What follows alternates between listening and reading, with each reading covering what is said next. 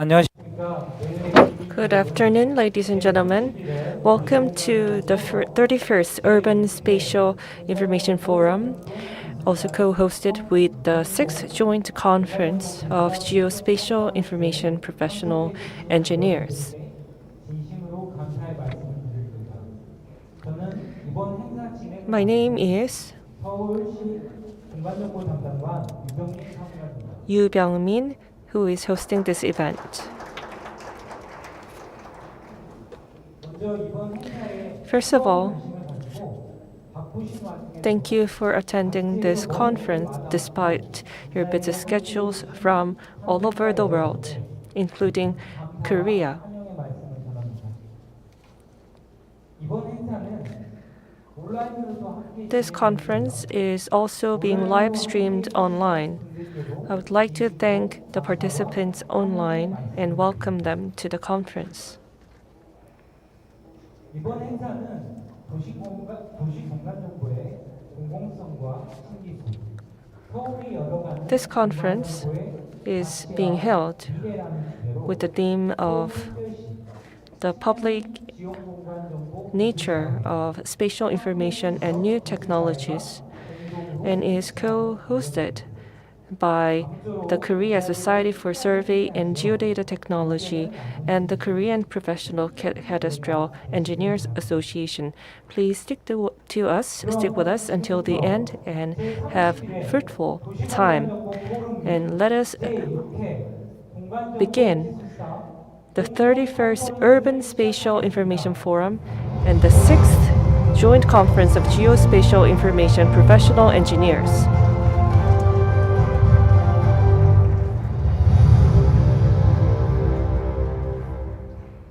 시간 관계상 국민의대는 시작하도록 하겠습니다. For the interest of time, we would like to skip the national 운영위원장이신 bow. 서울시 First of all, 서울 디지털대학교 서동조 교수님의 대사가 있겠습니다. let us welcome Professor Seo Dong-ju of Seoul Sirip University.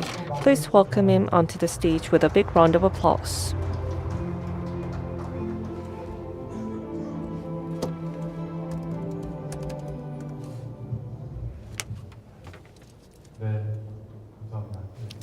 Thank you very much. My name is Seo Dong-ju, who was just introduced by the host today. First of all, today's event is being held along with the FOSS4G Asia 2023, and I would like to thank all the participants from all over the world. My special appreciation goes to Professor Maria Brovelli, who's also doing the keynote speech today. How the new technologies will impact the geospatial information is getting high interest.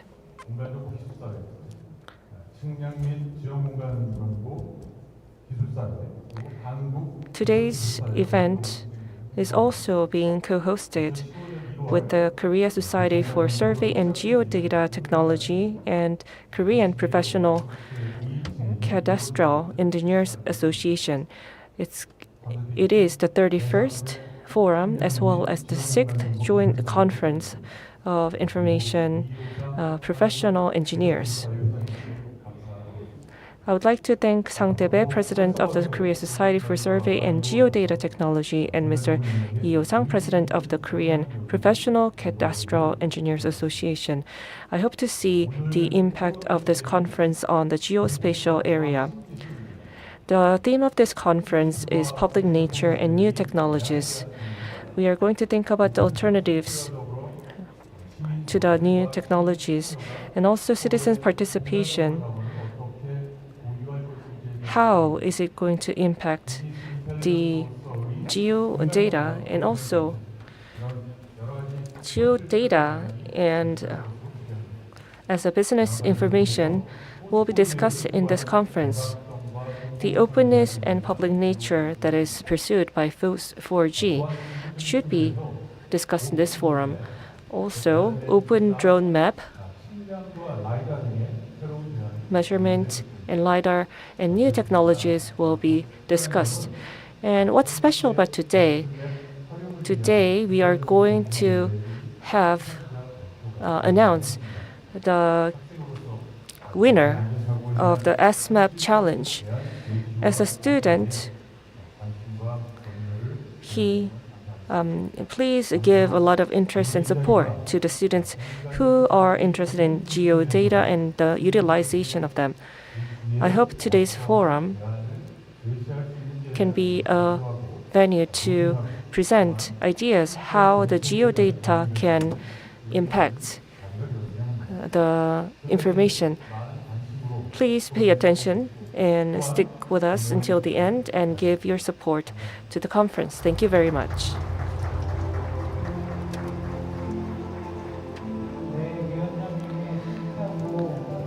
Thank you very much for the welcome address, Chairman. 서울시 공간정보 담당관 총괄이신 Next, we are going to invite 서미영 과장님께서 Samiyan from the Geospatial Information Division of Seoul Metropolitan Government for the welcoming speech. Please welcome her with a big round of applause.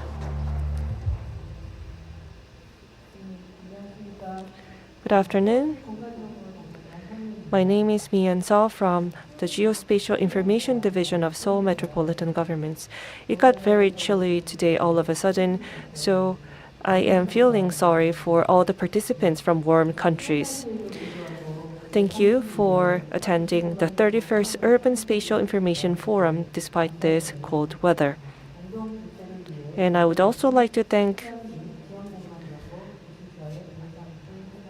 Mr. Sang Tae-bae, President of the Korea Society for Survey and Geodata Technology, and Mr. Hyo Sang-lee, President of the Korean Professional Cadastral Engineer Association. And also, I'd like to extend my sincere thanks and welcome to Professor Maria Brovelli for traveling from Milan, Italy for the FOSS4G Asia 2023 Seoul event and the Seoul Urban Spatial Information Forum. The 31st Urban Spatial Information Forum is being held today as part of the FOSS4G Asia 2023 Seoul, and at the same time is being co-hosted with the 6th Joint Conference of Geospatial Information Professional Engineers, becoming an international event with a very high level of interest and guests from many countries interested in spatial information. Under the theme of openness and new technologies in urban spatial information, the forum prepared various presentations on government policies, major cases, and related new technologies. In the government policy sector, we are going to introduce urban air mobility, one of Korea's new growth strategies, and how open geospatial information software is being utilized in Seoul. And we're going to present various application cases using these new technologies. Spatial information is the core infrastructure needed to make cities smarter and for people to live safely and conveniently. By opening up its accumulated spatial information and making it available to everyone, Seoul will continue to fulfill its role and responsibility to help the private sector innovate and make cities smarter. In this regard, the 31st Urban Spatial Information Forum and the 6th Joint Conference of Geospatial Information Professional Engineers, I hope they serve as a meaningful venue for discussion and sharing of new technologies and the development of geospatial information industry. Once again, I'd like to thank everyone for joining us at the 31st Urban Spatial Information Forum, and I hope that today will be an opportunity for all of you to share your knowledge and experience and build new partnerships. Thank you.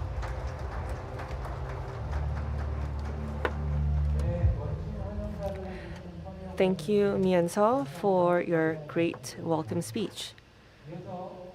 Moving on,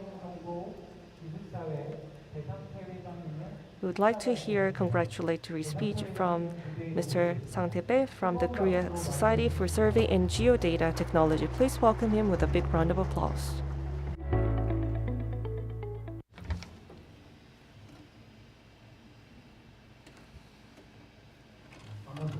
Good afternoon. I am President Bae Sang-tae of Korean Society for Survey and Geodata Technology. Welcome to the 31st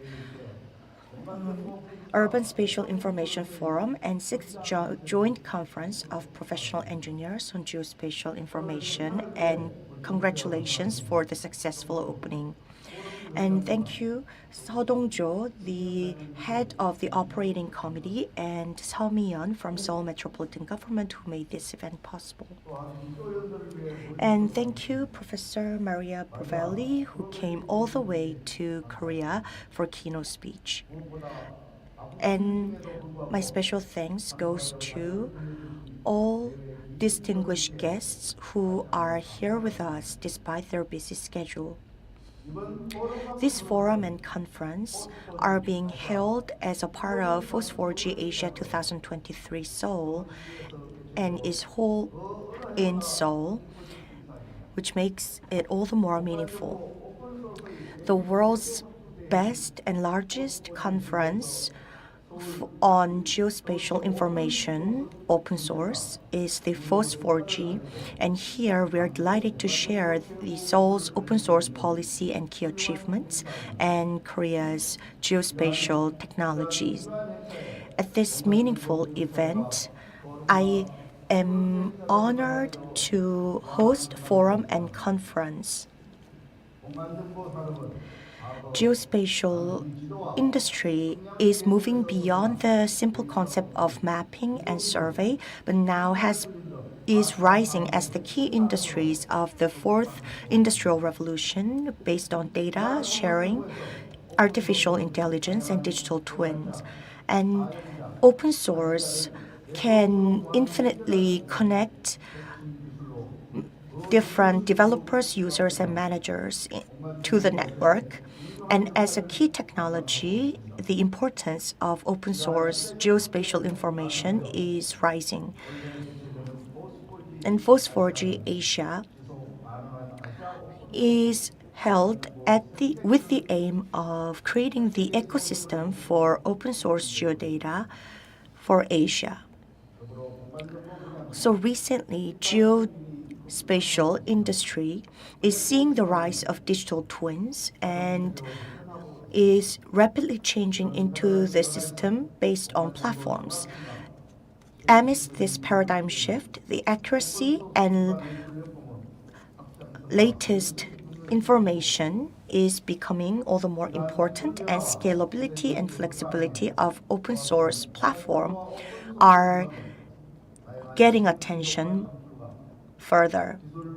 And such technological changes and requirements will drive the convergence of geospatial data and open source, and they will create synergy effect and help develop technologies. And I hope the forum and conference today will be the venue for sharing all those open source technologies and geospatial information.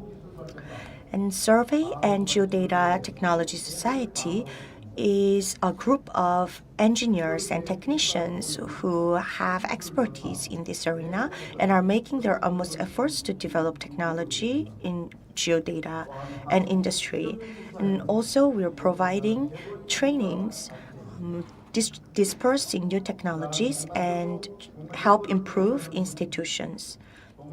Also, Korean Society for Cadastre Technology is a group of engineers in the cadastral technology. So these two organizations are co-hosting this joint conference, and it is the best technological and technical event ever. I hope for future success and health of all of you here. Thank you.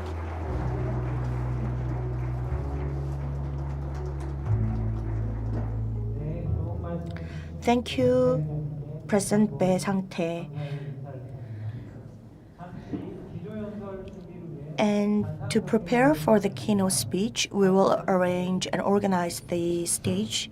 Please wait a sec. 예, 도시공간 정 This Urban Geospatial Information Forum is to address many issues faced by Seoul by using geodata, and we encourage companies, industries, and academics to cooperate all together, and especially this is co-hosted by the Korean Society for Geodata Technicians, so it's all the more meaningful. And I will, and we will all spare no effort to create a happier society and city.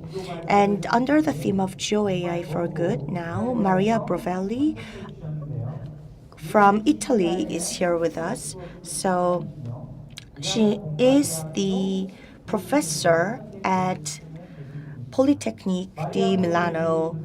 Please welcome her to the stage. 이탈리아에서도 Please give a big round of applause so that Italian audience can also hear you.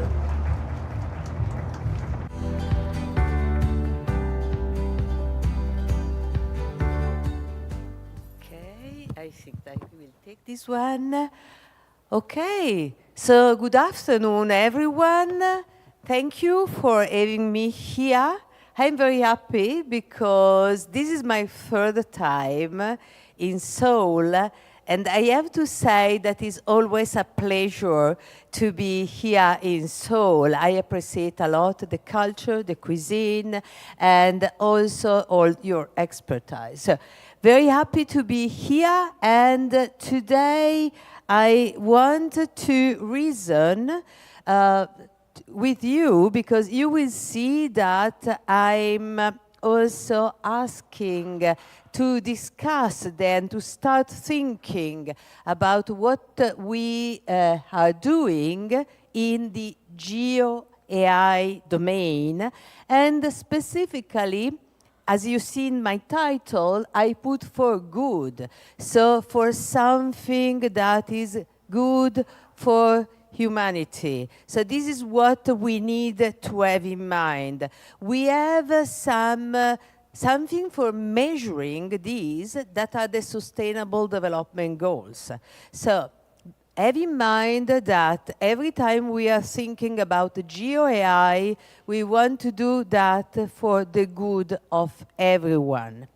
Okay, but why I believe that this is so important, and I believe that AI is not simply one more technology with respect to the many technologies that we have.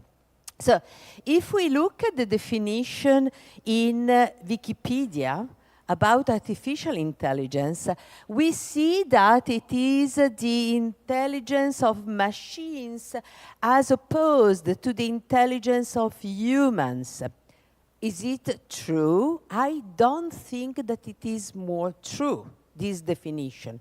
I think that there is already an hybridization between machine and humans. So we are no more, or we are leaving our status of Homo sapiens sapiens, and we are going toward a mutation. So we are becoming cyborg. This is not a new concept. It's something that was already presented many years ago by some people, like, for instance, Donna Haraway, who is a feminist philosopher. And she put for the first time this idea with the Cyborg Manifesto that we are changing, we as human, we are changing, we are evolving toward something new, which is this hybridization between animals, humans, and machines. So, have in mind also this concept. And now let us start with something very practical, some statistics. Which are the major players with respect to AI in general? So this is not geo, is in general AI. So you see US, China, Europe, a bit of India, and then the other country. There is also South Korea appearing, you see there. And if we look more in more details, we can see that these are the players in the AI landscape by country.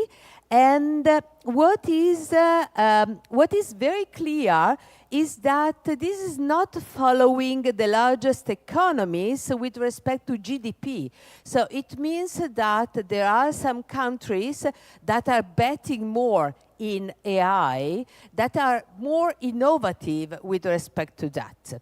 So I'm not speaking if it is good or bad, I'm simply showing you what is the situation. Like you see, Italy is not so keen to AI, even if it is one of the largest economy. The other point, which is very relevant with respect to AI, is in terms of the different typologies of players.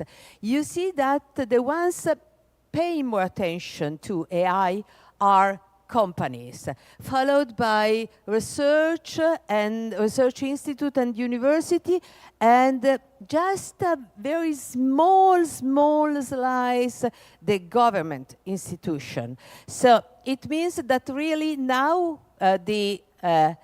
who is betting on AI is more companies. But this is another interesting statistic.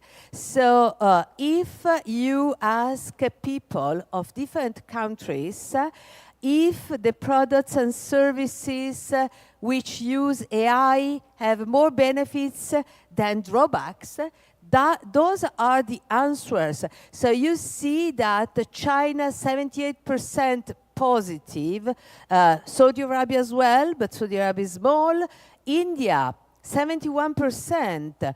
And if we consider China and India together, they are 1/3 of the population in the world. So it means that there is a positive attitude with respect to AI, despite the fact that there are challenges. Okay, so AI is becoming so important that recently the General Secretary of United Nations decided to appoint some people for working in this high-level advisory body on artificial intelligence. And this is happening now. If you see, November 2023, there are the initial consultations with respect to that. So it means that it is really something that is seen as not one new technology, but something which can become disruptive with respect to what we are doing. So something that will change completely our way of living. So we have to pay a lot of attention on that. And why we are interested also as people working on geospatial applications, you can see this last statistic that I want to present to you. And if you see here, you see geospatial appearing. One of the first time in which geospatial appears in general statistics.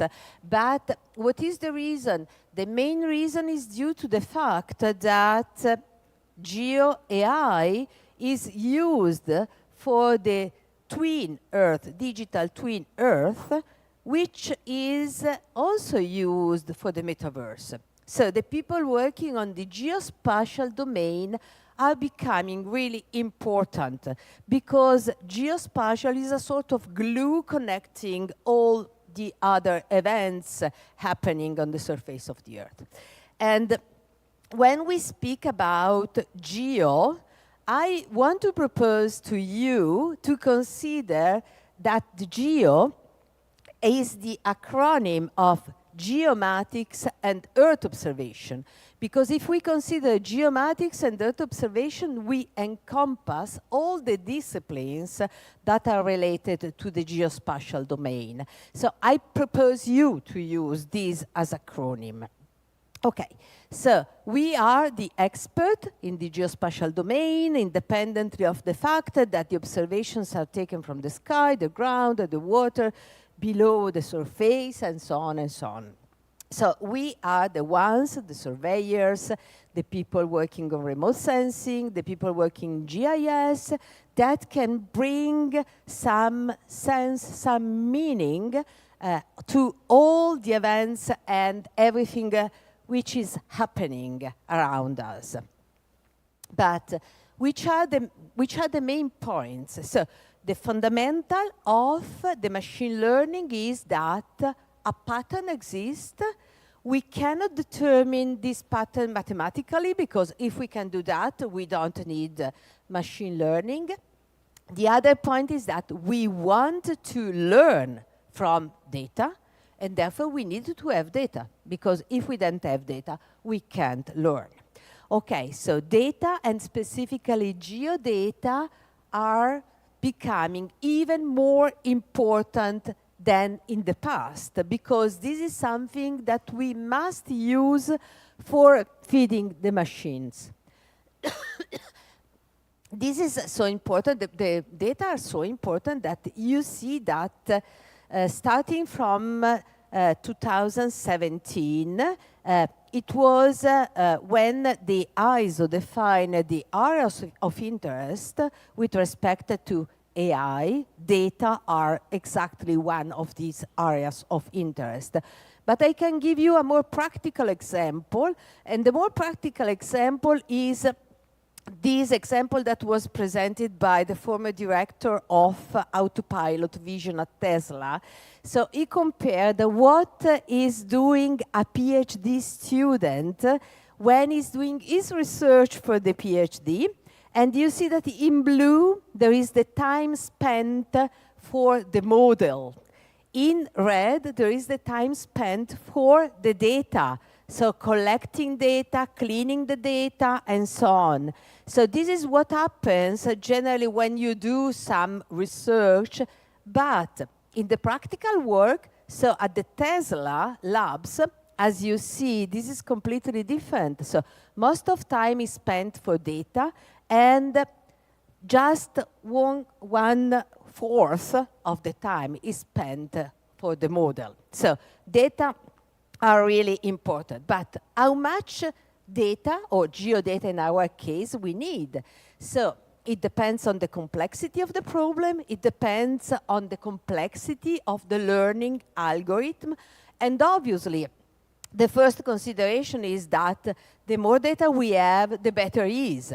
But pay attention, these data have to be good, because if the data are bad, we are not training well our model. So it means that we needed to have good data. And so I want to propose you a gastronomic comparison, because for me as Italian, food is very important. So what we can say is that if the choice of the ingredients is, let us say, random, is not so clever, as you see, putting together different typologies of food, in the end, the result is not good, independently of the fact that you have a starred chef or a beginner chef, and independently of the equipment that you are using. So we need to have data, and we need to have good data. This is my first message. The other point is, besides the goodness of the data, we need to have data distributed almost everywhere and representing the different parts of the world, the different events, the different things happening around us. what is the point? The point is that we are facing global problems. So global problems like the climate change or the reduction of biodiversity. Those are general global problems, but if we want to model them, we need to have not only global data, but also local data. And this is a challenge for sure, but because what happens is that obviously we have much more data in the developed countries than in the developing countries. And so what we need to do is to homogenize more, to distribute more the data that we need for training the machine. Because if not, our model will be biased and we will obtain something that is fake in the end. So this is for sure a challenge, because there are some regions of the world where we have very few data, but this can be also an opportunity. It means that we need to work all together. We need to introduce AI literacy to the partners of the other countries, specifically the developing countries. In the end, we need to have in mind that we must go away all together. We must not to leave no one behind us. And so this is really also an opportunity. The next point that I want to touch with you, because I want to reason with you with respect to this, is with respect to the data that we have. If we consider, this is not a recent statistic, you see 2015, but the situation is almost the same. If we consider in general data, we can say that only 14% of the data are business critical data. 44% of data are dark data. So we don't know, we know almost nothing. We store this data, but we know almost nothing about this data. We don't know if they have value or not. And then we have 32% of the data that are redundant, obsolete, and trivial. So what is called rot data. And if we want to see some details here, you see with respect to some countries, this is more or less the situation. So it means that we are storing a lot of data that are simply useless. We don't use them. And why we are doing that? Because there are three myths that we have in mind. The first one is that more data, more value, but it is not true. It depends on the quality of the data. The second point is the storage is free. It is not true. It costs a lot. It costs a lot in terms of energy, of storing big mass of data which are not used. And this is not sustainable from the ecological point of view. The other point is that all data is equal. It's not true. It depends on the quality of the data. So we need to keep in mind this point. And I just show you this example. I want to mention just one. So 3 million emails sent in 1 second. So much more while I was speaking now. And 67% of them is spam. So how many mails you have in your computer that are useless? Think about that. How many mails you have? Why you don't clean your computer in such a way to reduce the waste of energy? Because all of us, we are behaving exactly in the same way, but in the end, the more energy we are consuming, the more we are exacerbating the problem of the climate change.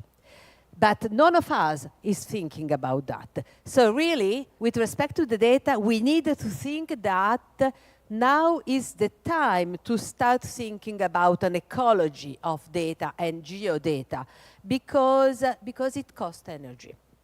Okay, obviously, when we spoke about data, there are some good examples, like, for instance, specifically when I said before that we needed to have data spread almost everywhere. And we have some good example. I believe that in our field, the best example is OpenStreetMap, because OpenStreetMap is the largest database which is free, which is contributed by citizens, and that can be used by everyone. So it is really something that we have to consider as good example to follow. About data, the last consideration that I want to share with you is the fact that, sorry, I have to drink a bit.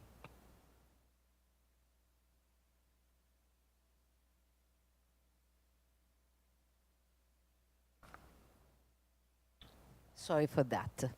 Okay, the last consideration that I want to share with you is the fact that it's not only me thinking about the importance of data. There are also some important gurus in the world of AI that started thinking about that. So in the past, the vision was more a model-centric vision, but now we are going toward considering that instead of dealing with a model-centric vision of AI, we need to consider a data-centric vision of AI. It means that in case of model-centric, we have to keep the data the same, improve the code of the model. And this was the most of the papers and researches in the past, but now the new vision is consider the data-centric, so systematically improving the data sets to increase the accuracy of the machine learning applications. Okay, the last consideration that I want to share with you is something new, which is represented by this diagram. I want to show you what was the time needed for ChatGPT to pass from 1 million users to 100 million users. It was a few days. And if we compare it with other social media, you see how impressive is the spread of ChatGPT. But what is ChatGPT? ChatGPT is a large language model. So it's something that is trained on text, on many, many data. But now there is something new emerging beside the large language model, like, for instance, the foundation models. So with the foundation models, we are going larger with respect to the large language model, because we don't refer only to text, but we can deal also with other elements like images, like audio, video, and so on. And there is something more, which is the generative artificial intelligence. So meaning that starting from this model, the machine can generate something which is new. And this is very disruptive. You see, if we want to have an idea about what's happening, you see in this graph the emerging of these foundation models in the last period. Starting from January 2022, you see how many of these large language models were proposed. So something really disruptive. These are general, but in our case, when we think about the geospatial, what we have is that some location pieces of information are contained in text, are contained in the metadata. Then in our case, it's something more, because we have vector data, we have raster data, but also with respect to that, these models are improving. Like now with the ChatGPT Code Interpreter plugin, we can do much more, and we can start solving problems that are also geospatial problems with a lot of new functionalities available. I want just to propose two examples. The first example is queryable foundation model the Queryable Earth proposed by Microsoft, AI for Good, together with the Planet. And there is a prototype, which is the Queryable California, but they are building something that will be ready in the next spring, which will be called the Queryable Earth, a foundation model for geospatial information. The second example is the example of NASA together with IBM Research. And also in this case, they are proposing this foundation model based on the harmonized Landsat and Sentinel data. And already there is a demo available online if you are interested. Okay, obviously there are some bias with respect to that because because if we use bad data or if we use only data of overrepresented communities of region, also considering the complexity of these models, we are not reducing the bad result we can obtain. So we have to be conscious that, again, the data are fundamental for training these foundation models. So we need to pay attention on that. And obviously, we have to consider that there are some differences with respect to the large language model because we are dealing with space, we are dealing with time, and so there is a lot to do also for us. It means that we need to do research in this field in order to create these geospatial foundation models. Last point, you know this initiative was already presented this morning, AI for Good. There will be the summit next year in Geneva at the end of May. And we are also collaborating as a geospatial community to this initiative, specifically in the frame of education. And with respect to that, if you are interested, there are 4 working groups where we are reasoning of different levels. So GeoAI syllabus for developers, for appliers of GIS or geospatial application, and for decision makers, and for building the body of knowledge with respect to that. If you are an educator or if you are interested in this initiative, please contact us because now we are building this working group, and so your help can be very important. And this is the end of my presentation. I want to thank all of you for your attention and also the organizers for inviting me here. Thank you.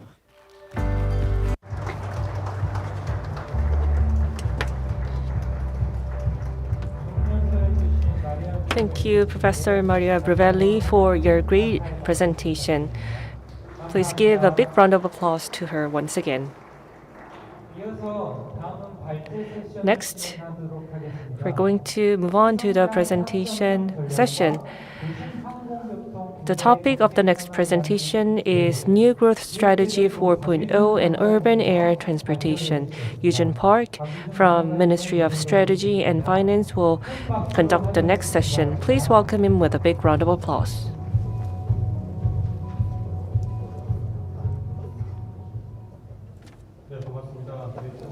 Good afternoon, everyone. My name is Jun Park from the New Growth Strategy Planning Division of the Ministry of Strategy and Finance. Today's topic is the status of the urban air mobility policy in the New Growth Strategy 4.0. Let's take a look at the promotional video we made, and we'll get started.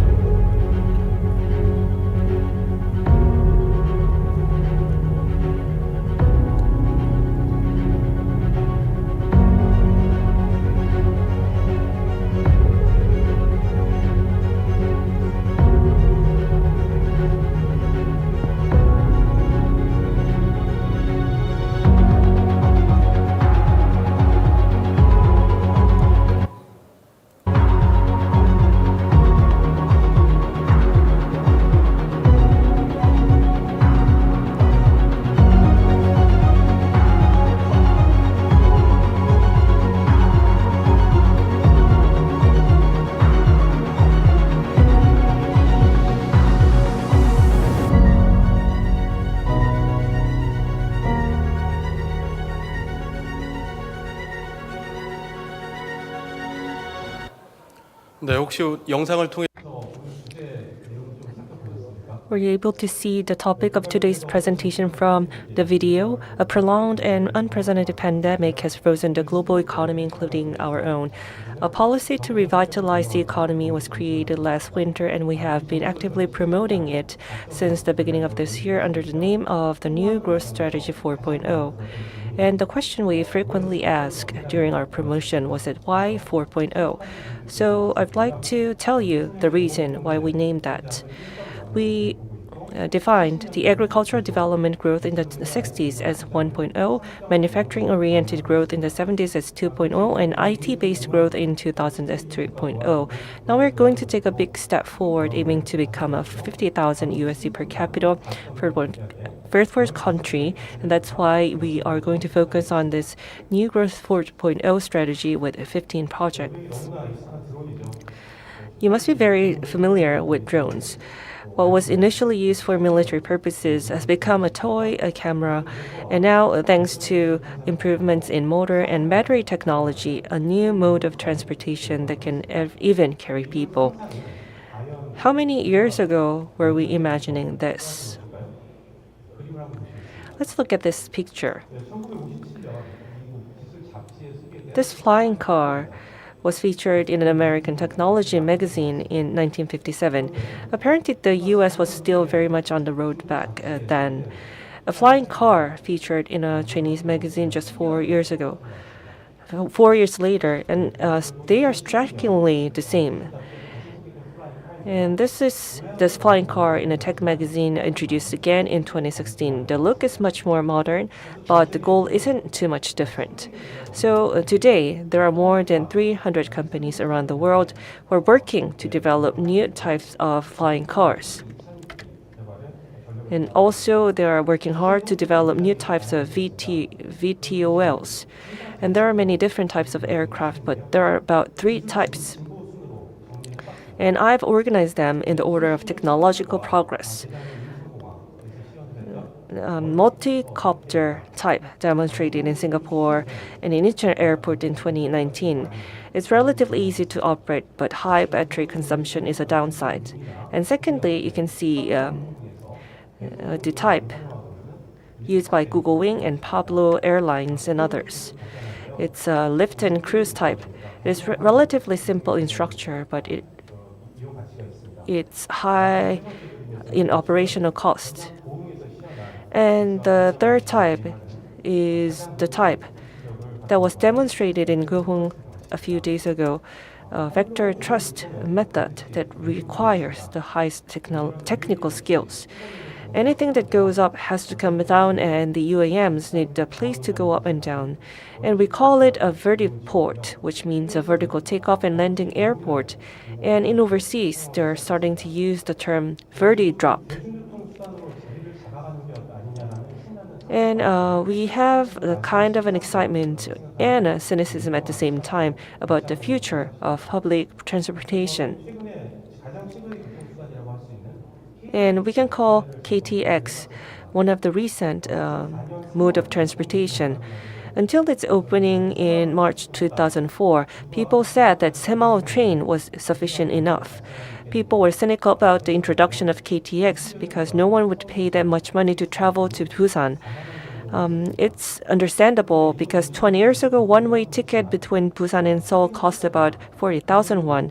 But as those who have used it know, there are very few tickets available during rush hour starting on Friday afternoon. And the news is that KTX has just surpassed 1 billion passengers. And Korean people have become accustomed to its speed and reliability. And for these new modes of transportation to become a part of our lives, convenience and reliability is a must. And initially, KTX ridership was low because there weren't many trips, and there was still a perception that high-speed travel was unsafe. In addition, a new mode of transportation that doesn't run at night and can't be ridden in bad weather may not be easy to establish as public transportation. In 1903, in Kitty Hawk, USA, the Wright brothers made the first human-powered flight. And no one asked them if they were doing it for the purpose of mass transportation. And since the first powered flight a little over a minute ago, airplanes have come a long way thanks in no small part to the leaps in aviation technology that occurred between the world wars, as well as the use of radio waves to support air traffic control. Navigation facilities using existing ground facilities are now able to provide more precise information through spatial information using satellite information, and conditions have been created to provide precision guidance to airports that were previously difficult to access. And you might be wondering what the big deal it is. But the simple explanation is that there's a level of bad weather at an airport where an airplane can land. And if you can get precision guidance, you can land even if you can't see a thing in front of you. But if you can't, you might have to divert to another airport. Not only in aviation, but also in our real lives, we use spatial data from satellites to great effect. And I wonder if there's anyone who's been driving since the late 90s.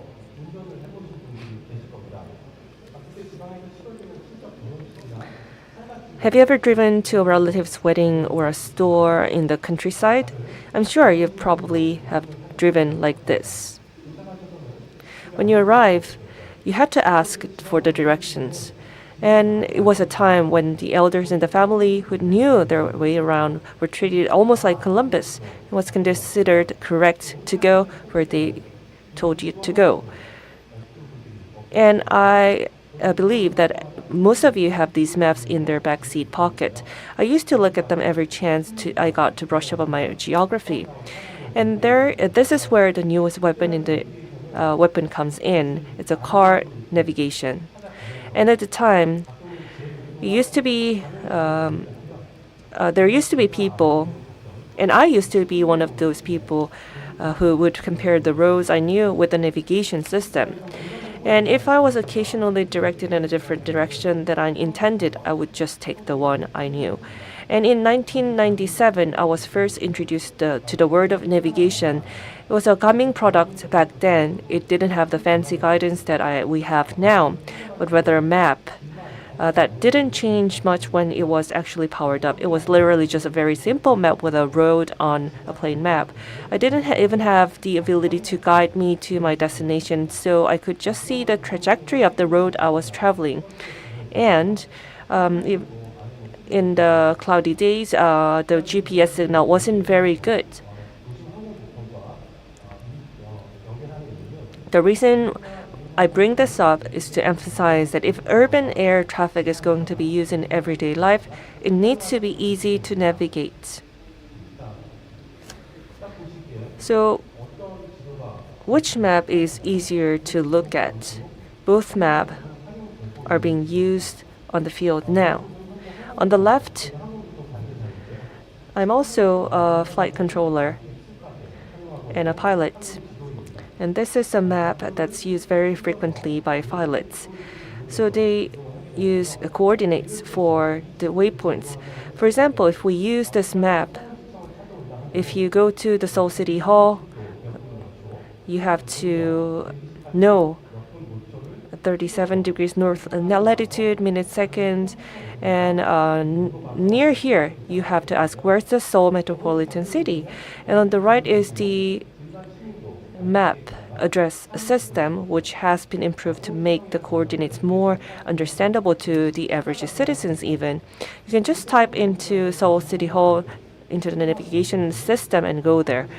In the commercialization stage of urban air traffic, which will become a new means of transportation, it's necessary to confirm compatibility with the object address system established through the address-based drone delivery service business. In addition, communication between the aircraft and the ground will be required for traffic management functions.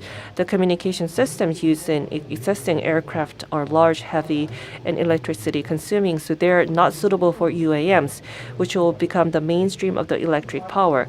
So we're testing LTE, 5G, and more, all using cell phone level power, with 5G being the most likely scenario. Then,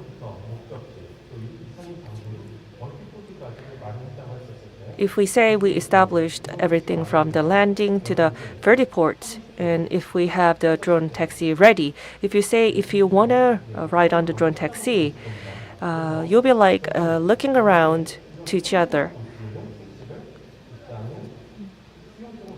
Then what we need to do is to increase the acceptance by the public to go to these places. So assuming that we have this fire and then there's a large drone spraying the firefighting material, and then when we are putting the fire, then the public will accept the drones and will not say this is scary.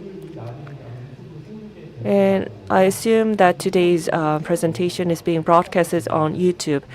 And this aircraft can be used for tourism and leisure. So it can be used first for the purpose of tourism. And UAM, the small ball that was launched by Uber in 2019, is now scheduled to carry visitors to the Paris Olympics in 2024, LA and Florida in the United States, and the Osaka Expo in 2025. And it is already being demonstrated in various countries around the world, like in Singapore. And from 2020, Korea has been building public acceptance through public demonstrations at Han River Gimpo Incheon Airport. I still get a thrill when I think about the moment when Korea's first UAM took off from the water stage in Yeouido, Seoul in 2022. And there were 2 letters that were written to me.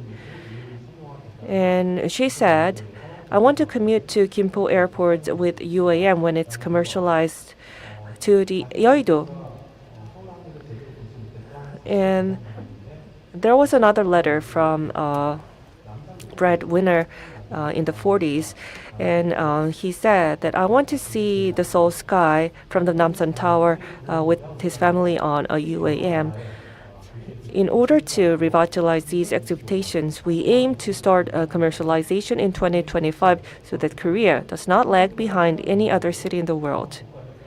And to this end, the KUAM Grand Challenge, a national test that preliminarily checks the airframe verdict hold and communication fields, is being held at the Gohung National Flight Test Center in Cheonnam area. The challengers who pass the open-air test will begin test flights around Seoul in the second half of next year, and by 2025 you could see UAM services taking off and landing in your neighborhood. Because Gohung, Cheonnam, is very far away from here, so I took a video.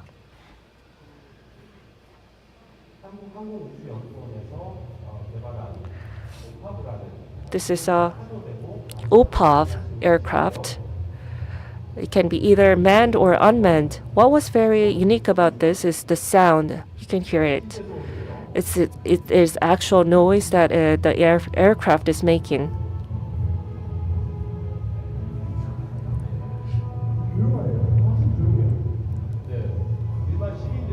So the ordinary citizens are commenting that it is very quiet. So it is a very unique scenery. A helicopter and the UAM is flying to test the stability of them flying.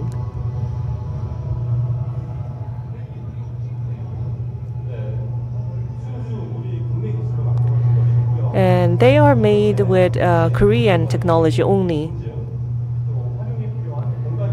And special information, the 4 pillars aircraft traffic management system, authentication, and geospatial addressing system work perfectly. Urban air traffic will become part of our daily lives. Open the urban sky and into the urban sky together. Thank you for joining us and open the urban sky. Thank you for listening. 네, 좋은 발표해 주신 Thank you for your insightful presentation, Deputy Director Park Yoo-jun. And next, we will listen to Manager Lee Yong-ik of Geospatial Information Division of Seoul Metropolitan Government on the theme of new innovative way of communicating with citizens based on open source software, Smart Seoul Map. Please give him a big round of applause.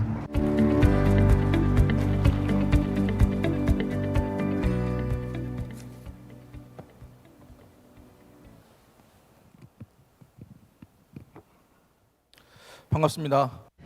Good afternoon. I'm Lee Yong-ik,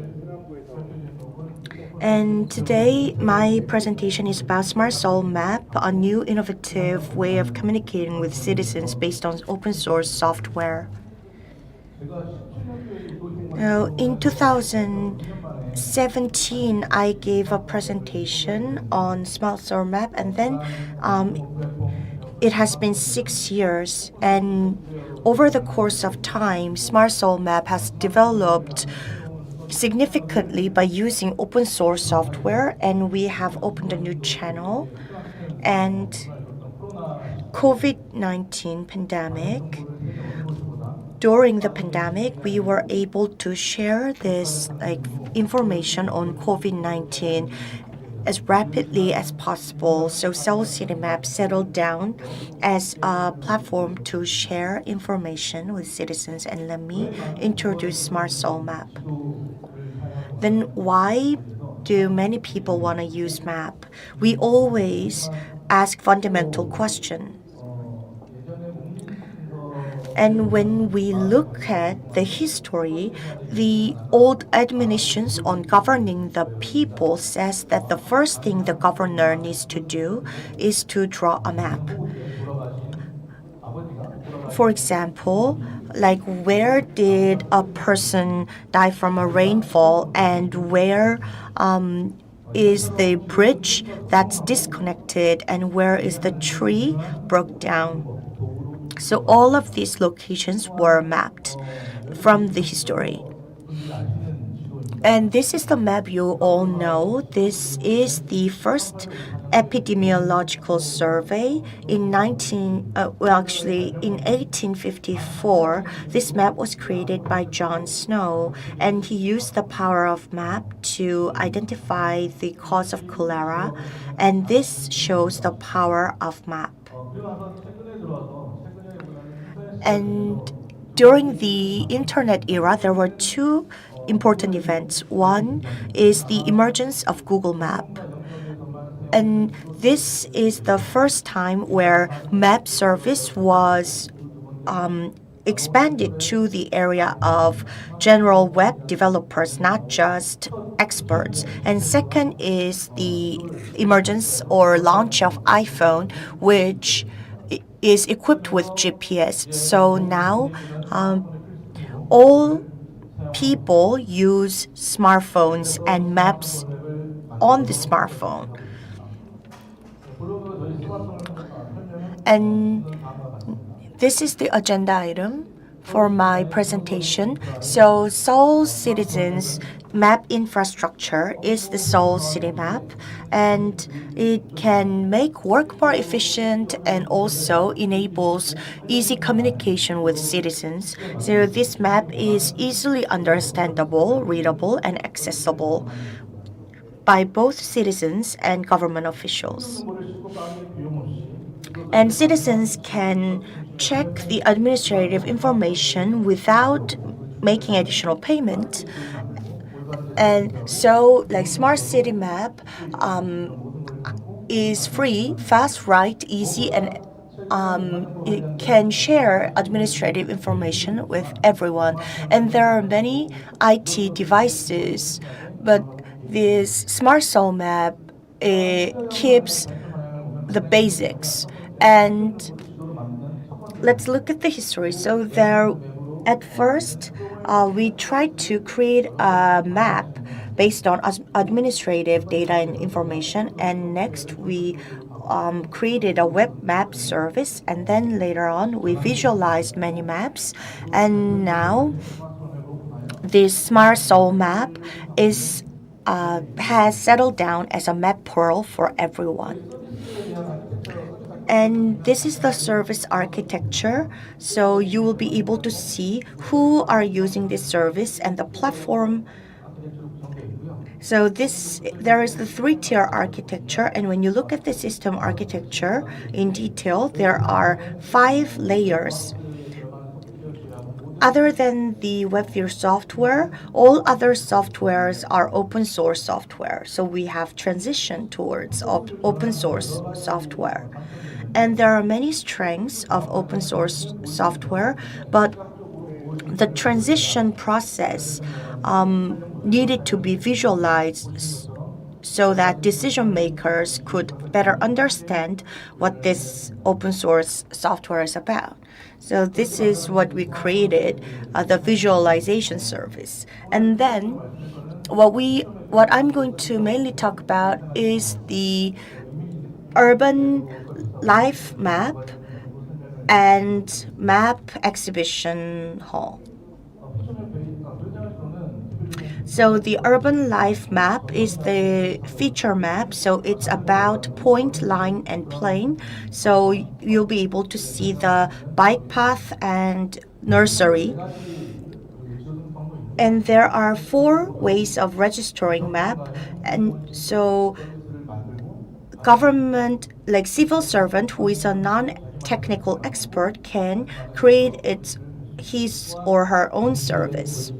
And also buffer map and other visualization services can be used. And image map.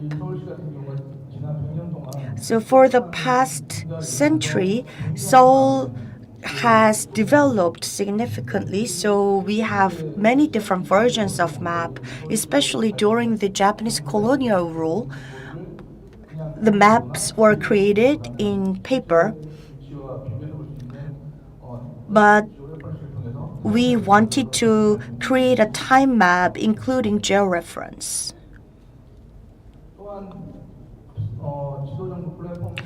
And we also provide more differentiated services such as map info platform, and this interactive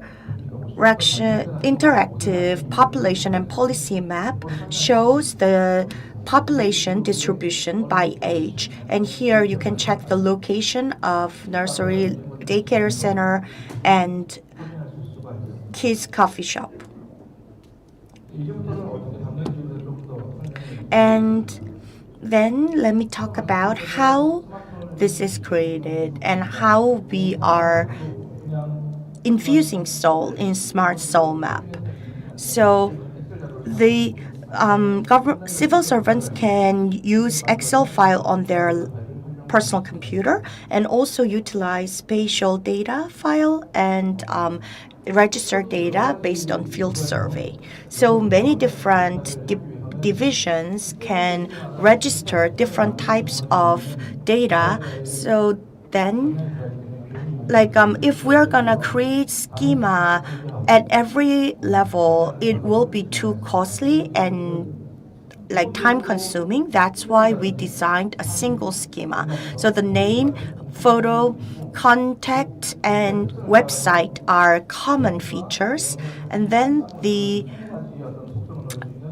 title and content can be uploaded together and coordinate and polygon, polyline. So there is a set of coordinate, polygon and polyline.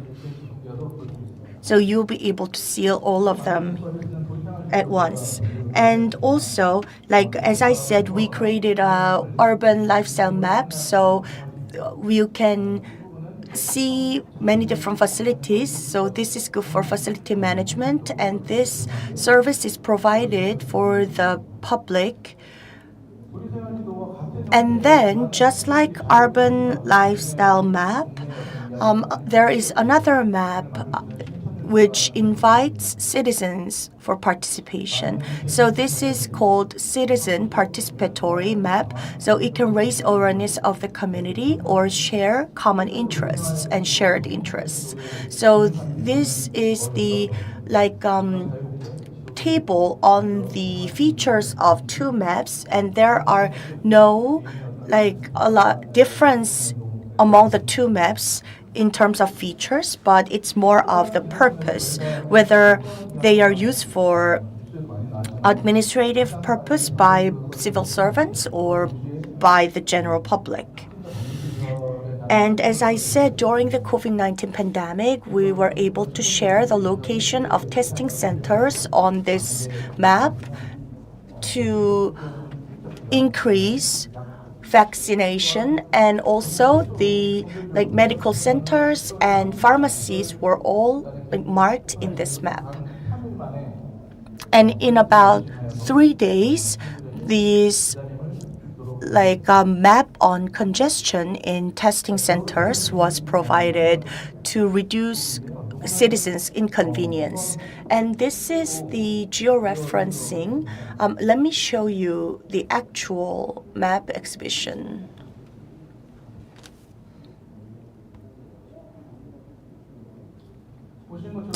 As you can see, in this map, there is the infographic based.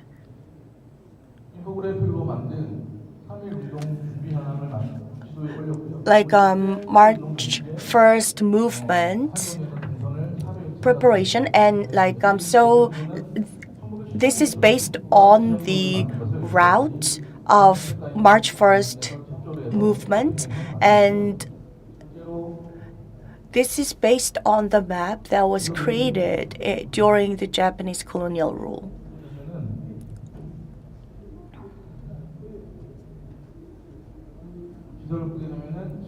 So then, if you close that map, then you will be able to see the current map of Seoul. Let's go back to the presentation deck.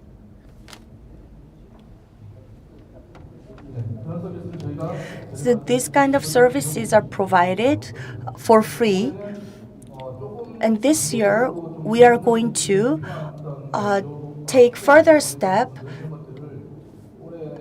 So this year, we're gonna develop more services that required some budget.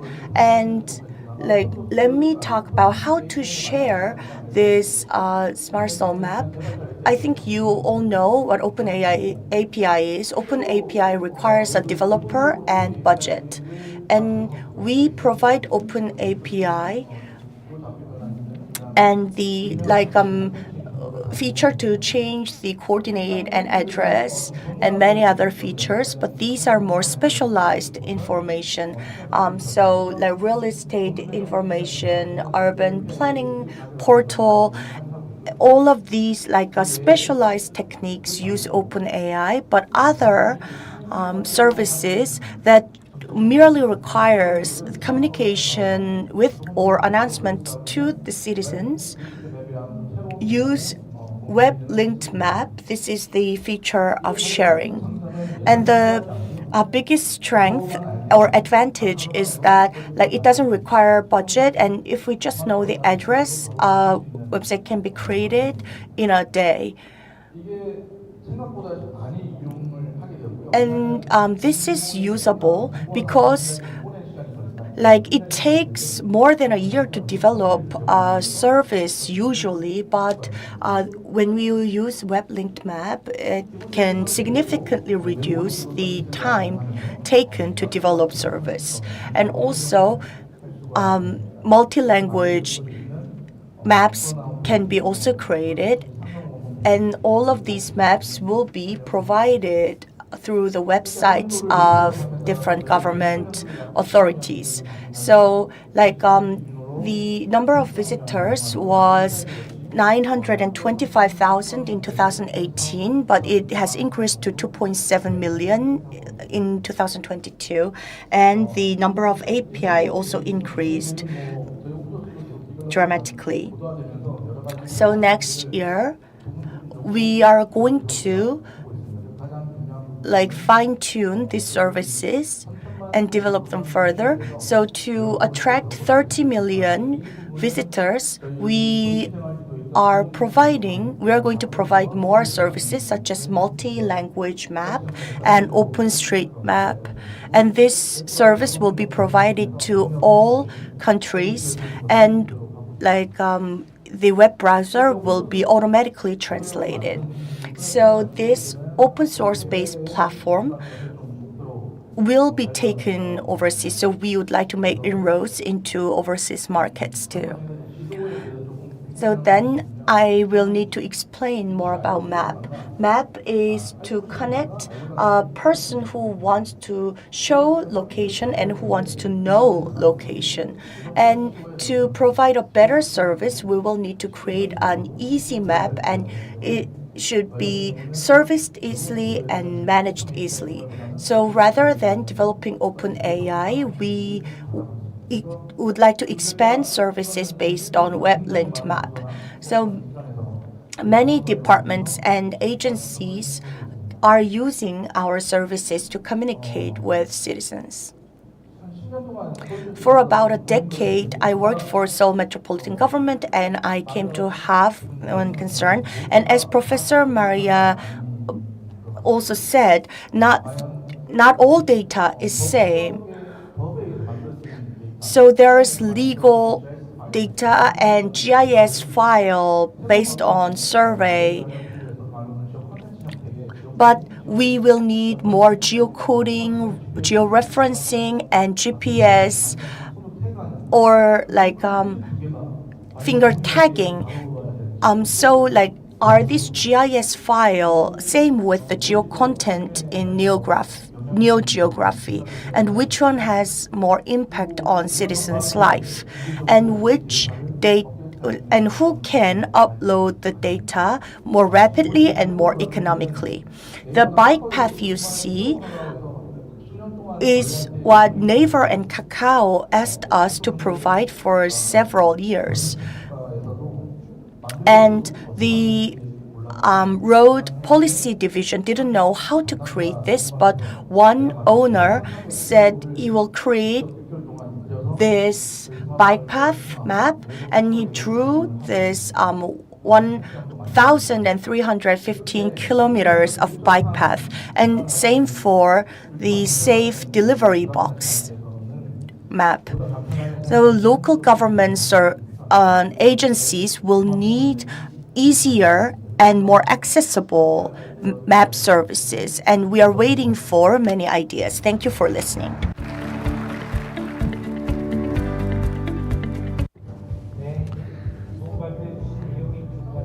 Thank you, Young-ik, for your great presentation. Now, moving on. Real estate policy in the digital age, open source GIS-driven BI big data conversions will be presented by Lee Eun-young from Seoul Metropolitan Government. Please welcome her to the stage with a big round of applause.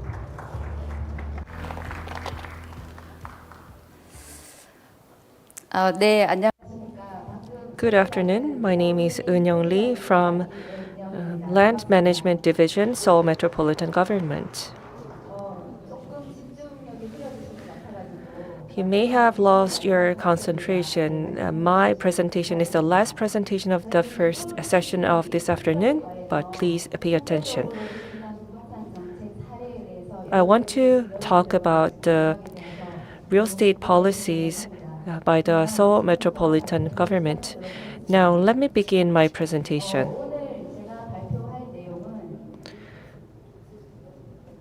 The topic I'm going to talk about today is real estate policy in the digital age, open source, GIS-driven BI big data conversions. The agenda of my presentation goes like this. First, the background and necessity for doing the project like this, and technologies we use for this project from 3 dimensions. And thirdly, I would like to talk about the core of the projects and also the key accomplishments and future policies. First of all, I would like to talk about the background of the project. Are you interested in real estate? Many of the participants here said yes. Before I was in charge of this trend analysis of real estate, I was not very interested in real estate. But If you see the graph here, we are seeing the real price of the apartments that was transacted in Seoul. And the price is going up. And it's gradually going up. And then, unfortunately, during the pandemic period from 2019 to 2021, and it increased very rapidly, a whopping 88%. And the timing was from April 2020, where Oh Se-hoon was elected as the mayor of Seoul. And these are some of the news. Apgujeong's 8 billion new high price is a precursor. Seoul's stagnant real estate market reignites. Oh Se-hoon effect, apartment buying sentiment in Seoul is increasing. And recently, we have a big news about this Korean jeonse systems scams. And we see the gap investment and the increasing ballooning effect. And amidst this real estate market, we didn't have any system to react to this real estate market changes. Of course, we do have very good private applications related to real estate.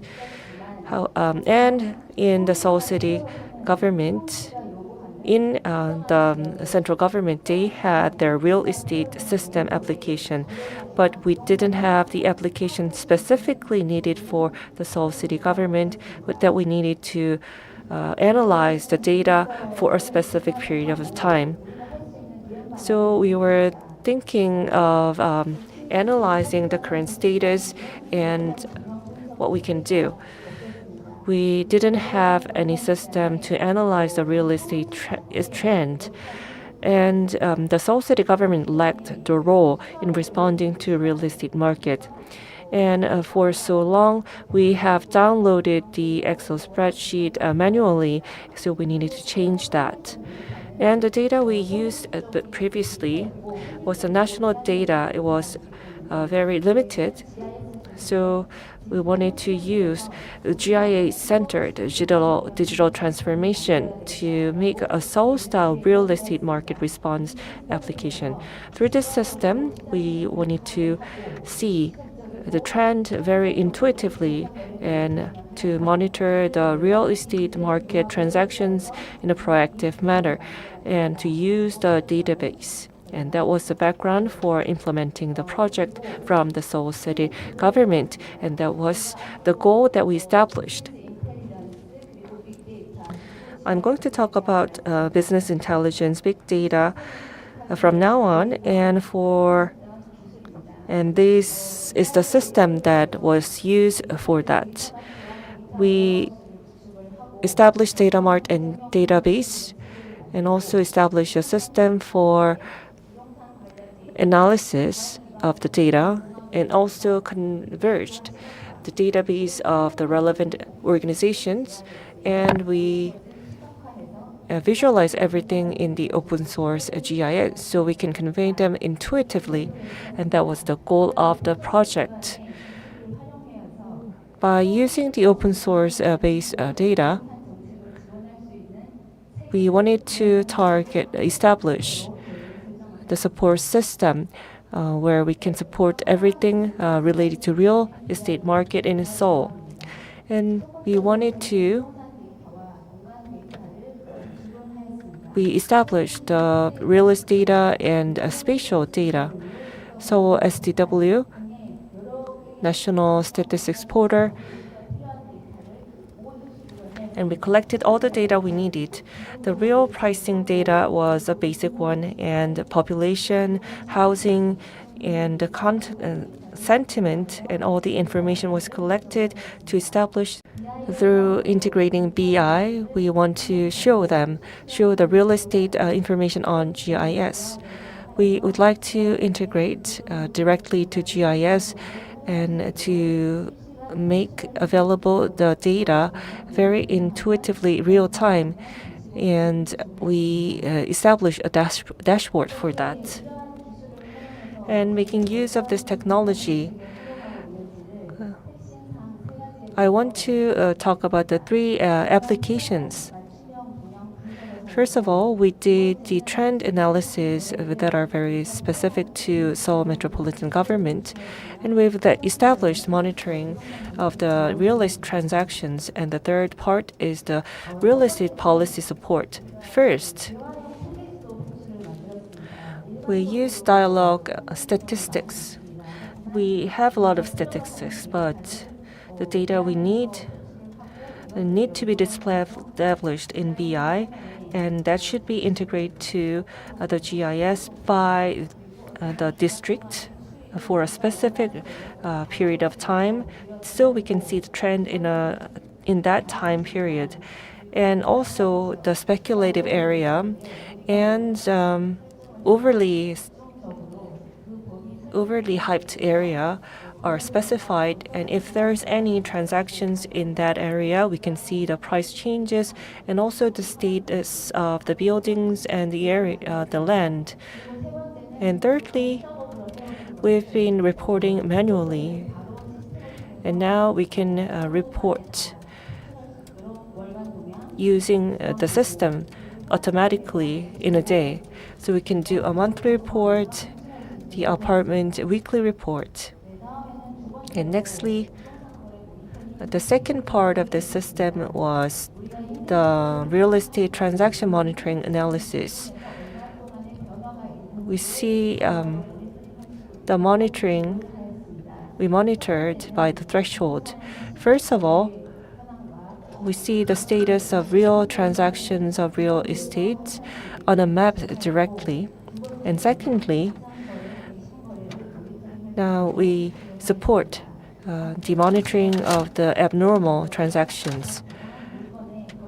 If we can compare the two transactions on the same map, if this transaction goes over the threshold, then it is sent out as an email to the person in charge, so that can be monitored. And as you can see on the map, the list is displayed, and if you click on the list, then you can see that right on the map. And if you click on the district you want to see, then you can see how many price increase was there and how many price decreases were there. And you can see the specific list if you click on that pie chart. And thirdly, we have established the dashboard for real estate trend analysis. And let's take a look at the screen of the system. This is the dashboard that we established. By Gu district, you can see the price fluctuations of sales, renting in a single view. And you can see the highest price and the lowest price that was reported yesterday. And you can see the public sentiment on the real estate. And on the right bottom, you can see how many cases were the price increases compared to the previous day. And you can click that to see the list of apartments that was increased in terms of price. And if you click on Gu district, you can see a sub district called Dong and see the status by Dong. And the dashboard that we established is being provided to the citizens through our platform and also to the digital mayor room. And from January next year, we're going to provide to the employees as an internal system. And we also land transaction permission area. And this is a hot topic, but this is not systematically managed. So we don't know whether a certain district is reconstruction area or permitted area. And now we can see them in a single view. And if you see the properties, you can see the details even. As I told you before, the analysis on the permitted area and also the analysis on the area around the permitted area can be done on the system. And we need to analyze the quantitative data for this. And previously, it took a long time to analyze the data manually, but now the quantitative data can be analyzed automatically in this system. And at the bottom, if there's any abnormal transactions, then we can do detailed evaluation. And this is monitored on the PC of the person in charge. And then this is collected in the central PC and see where there are many fines.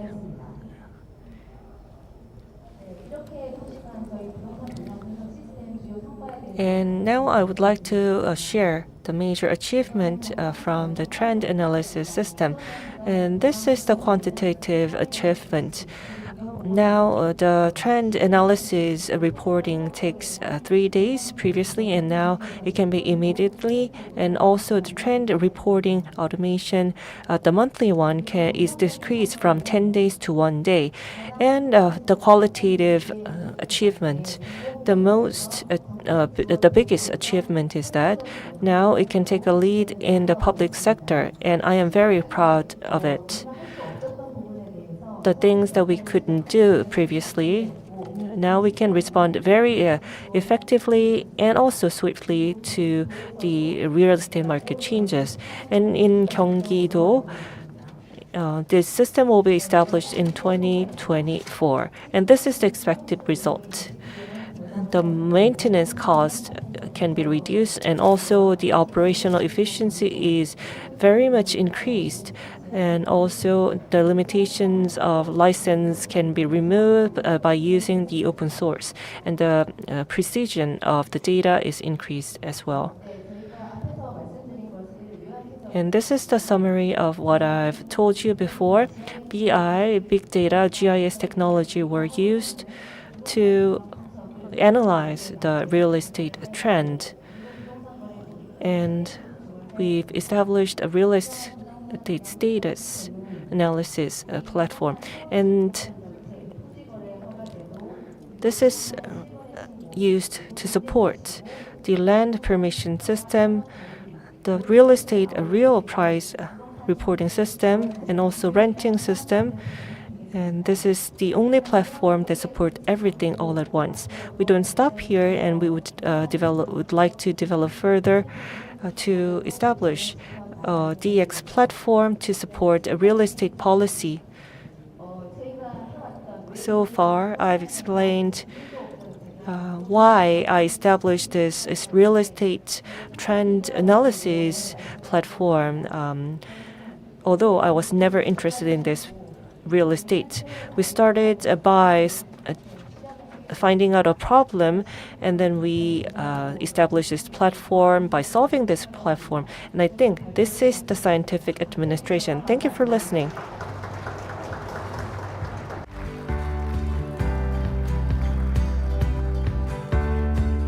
네, 발표를 Thank you, Manager Lee In-young of Seoul Metropolitan Government.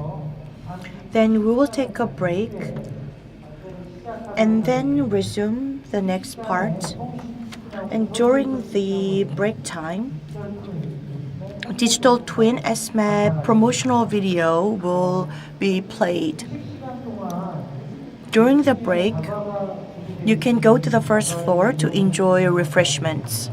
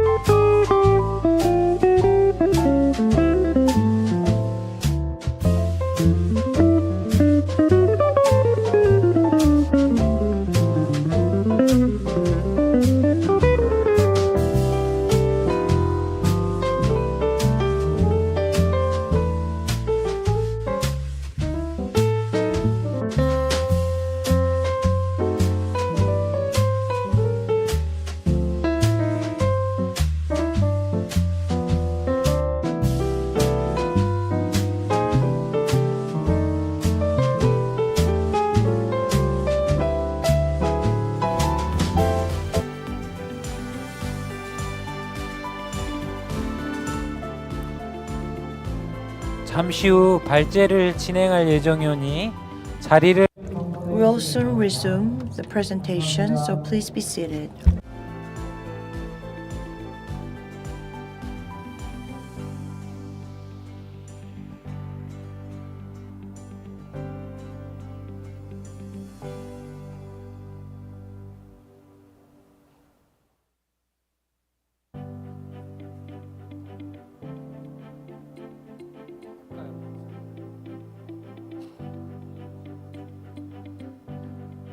네, 다시 시작하겠습니다. We'll get started. 이어서 드론 영상 So next is about the drone-based cadastral survey and open drone map use. Im Sung-ha from Cadastral Innovation Division at Alex will give presentation. Please give him a big round of applause.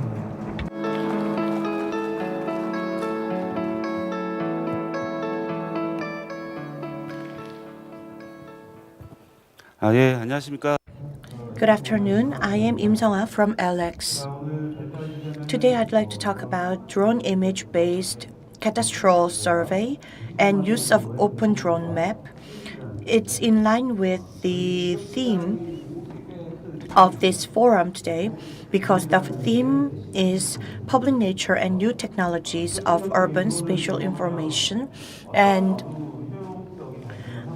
the cadastral survey is for public nature and drone is certainly a new technology. So I'd like to talk about the benefits of drone-based cadastral survey, and open drone map uses open source software.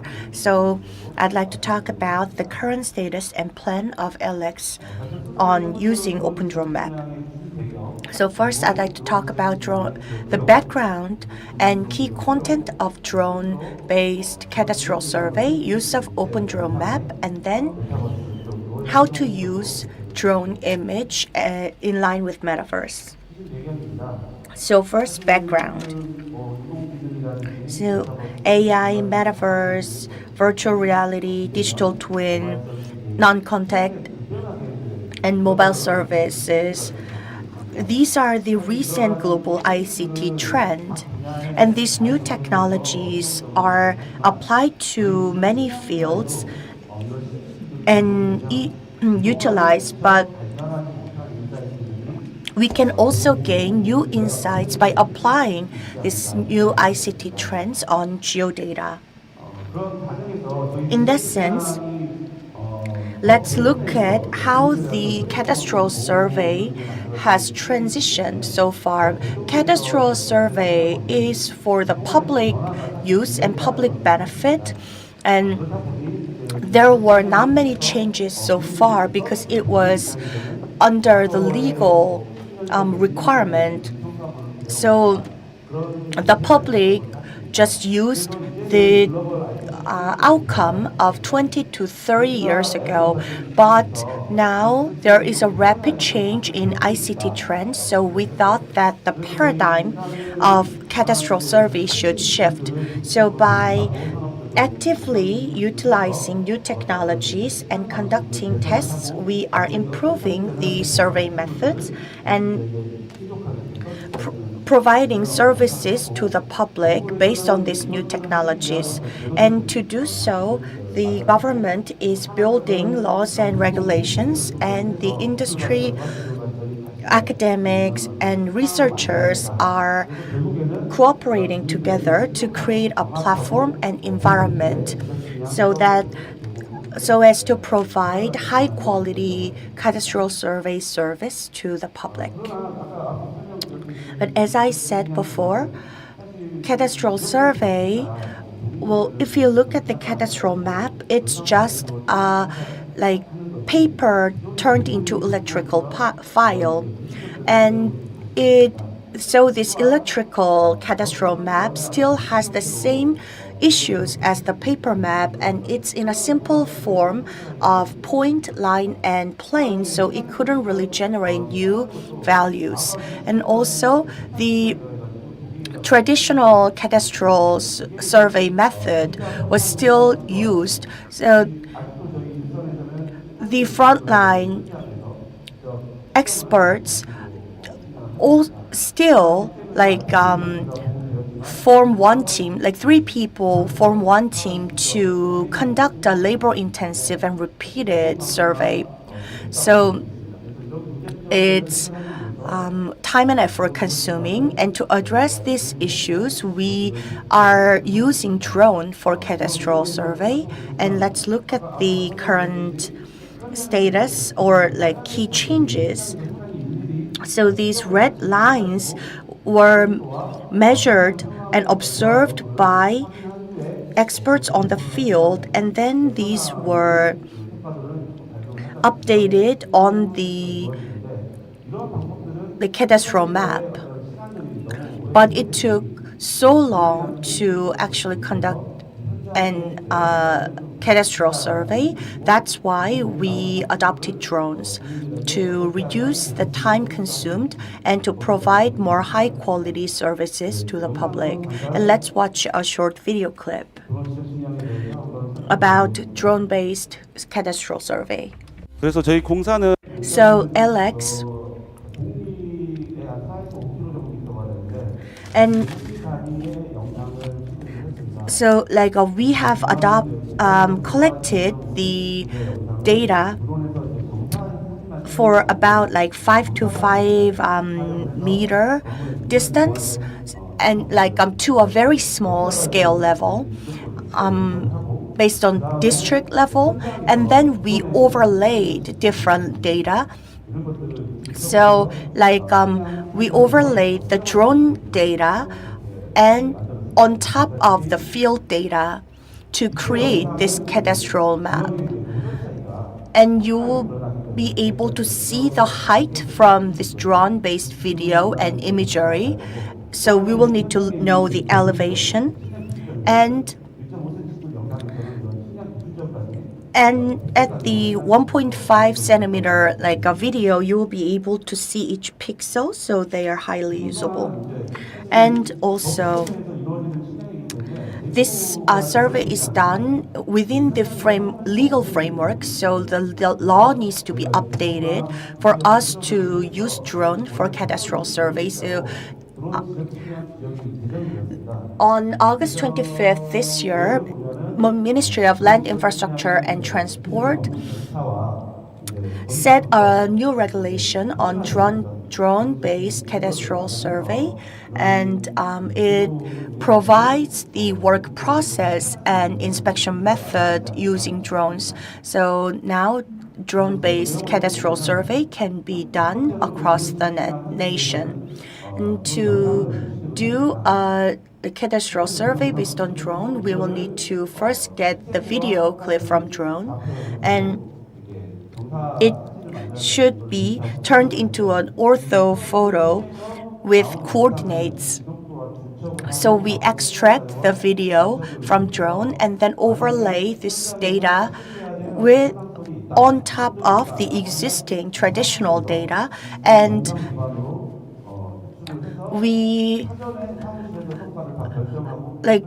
make determinations in the office and then go to the site. Then we can minimize extraction work from the field. And all of these lines extracted in the office are validated on the field, and then the survey is completed. And as you are well aware, drone video can be mapped, but there's an abundant amount of data, and if we film a drone video for 4 to 5 kilometers, then the video size would be 500 gigabytes, and it would take 1 month for processing. But if it takes too long for data processing, then it's not really usable because the field changes all the time. That's why we created a system for parallel processing of drone videos. So many computers are installed or configured in parallel in one network. So we put 50 computers in parallel. so as to process more drone videos. So then the parallel processing software is needed, and also the drone is needed to film 1.5 centimeter video. And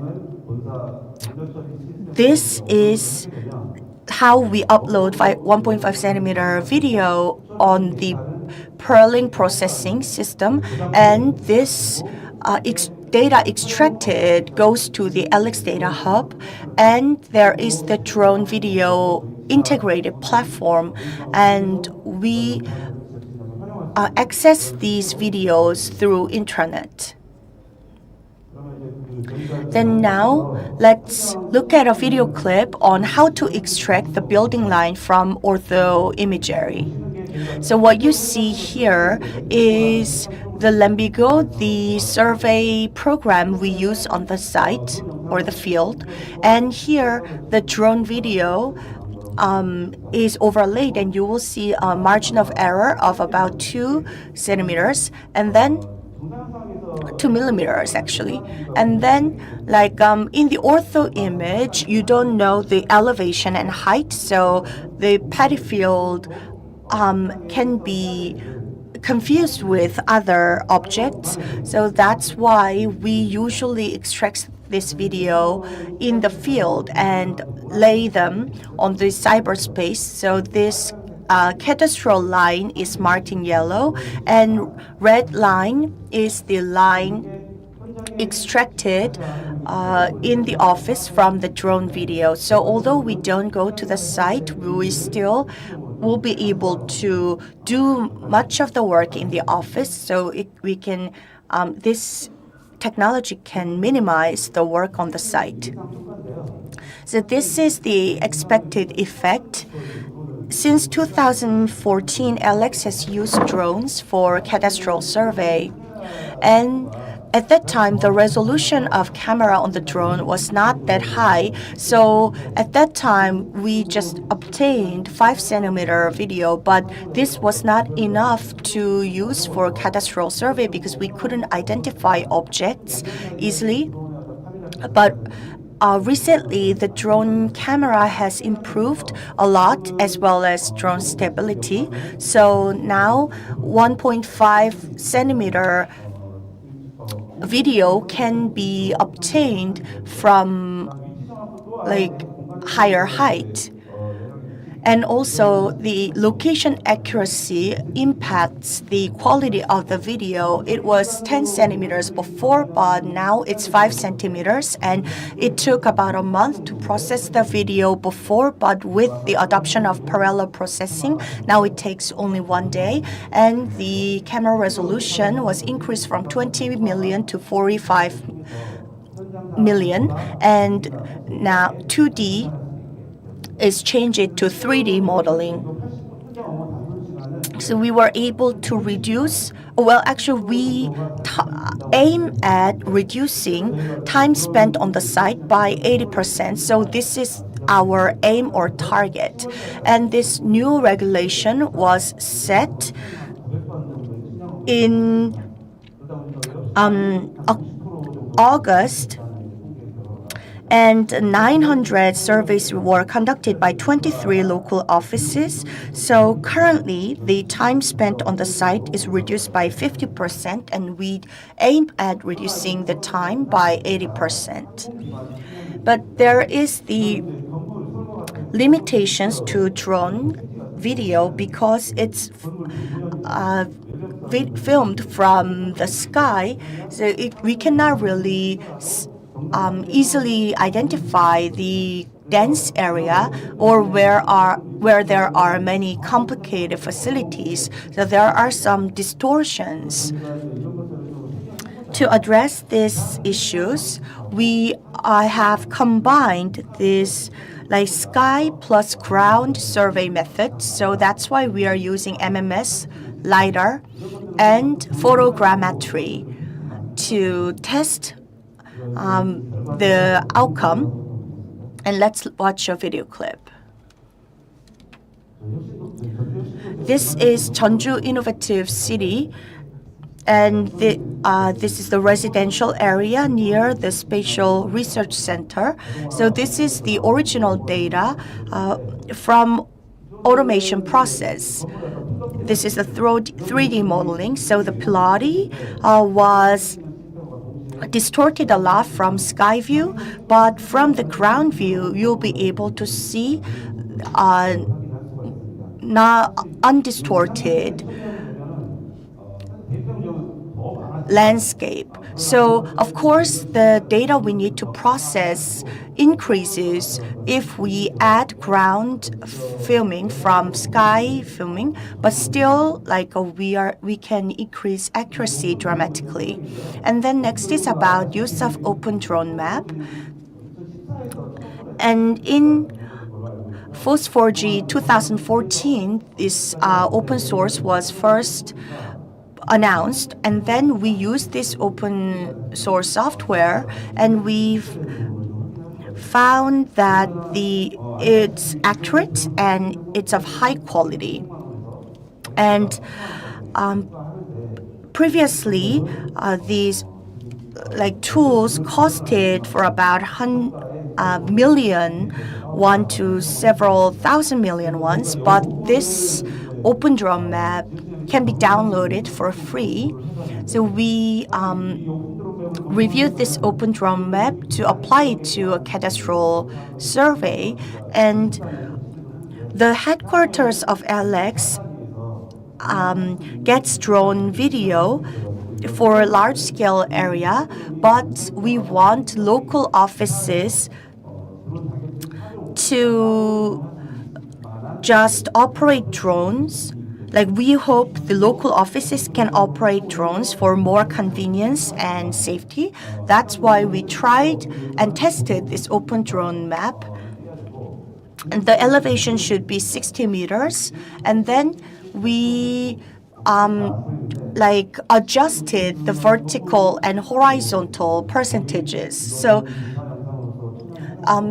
70% of vertical and 60% horizontal, that led to too much distortion, so it couldn't be used as ortho image. And the middle one, there was some distortion, so we tried the 85% vertical and 85% horizontal, and then there was no distortion. But of course, it will take much more to process the data, but still, if we can use this open drone map, then local offices can acquire small videos and then apply them on the site right away. And this is the concept map. The drones that use RTK, still they need to go to 3 points of location, and so the data can be obtained from these different locations, and local offices can utilize this data right away and update them on the national map. And these 3D models are not just for cadastral survey, but metaverse cadastral survey can be also possible, and it can be used for training and also provide customer service contactless. And let's watch a video. Here, you'll be able to see visualization based on unique engine. And this is the drone 3D video, and then the cadastral map is brought about, and then users can access remotely, and then explanations can be provided to the users, and also we can train new hires based on this video. So this can be utilized as a training material. And before going to the site, the survey team can see what the field or site is like. And the roads are zoned, and we work together with LH, Land Corporation, Land and Housing Corporation. So like we can overlay these road lines on Metaverse and then use this tool as a decision making. So lastly, not just drone cadastral survey, but you can see this like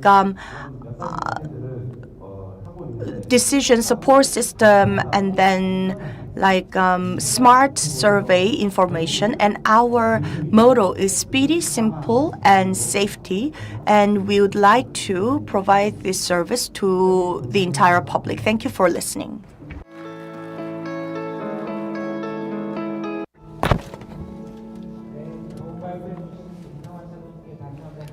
Thank you, Im Sang-wan, for your great presentation. The next presentation, the topic is displacement measurement technology development for the safe management of land. Please welcome Baek Young-ho with a big round of applause. My name is Baek Young-ho from Shinhan Port Corporation. First of all, President of the society, thank you very much for inviting me to this forum. What I thought about what presentation I should do in this conference, because I think it was good to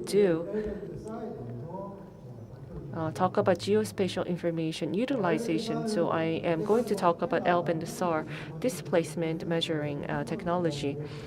And this is the first time that we present the progress of this technology.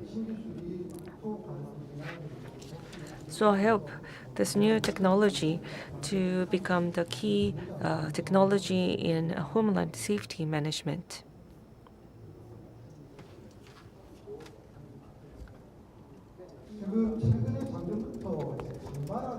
Recently, from last year, we are using the term, instead of the flood, we use the term the rainy season, and this is becoming a big problem.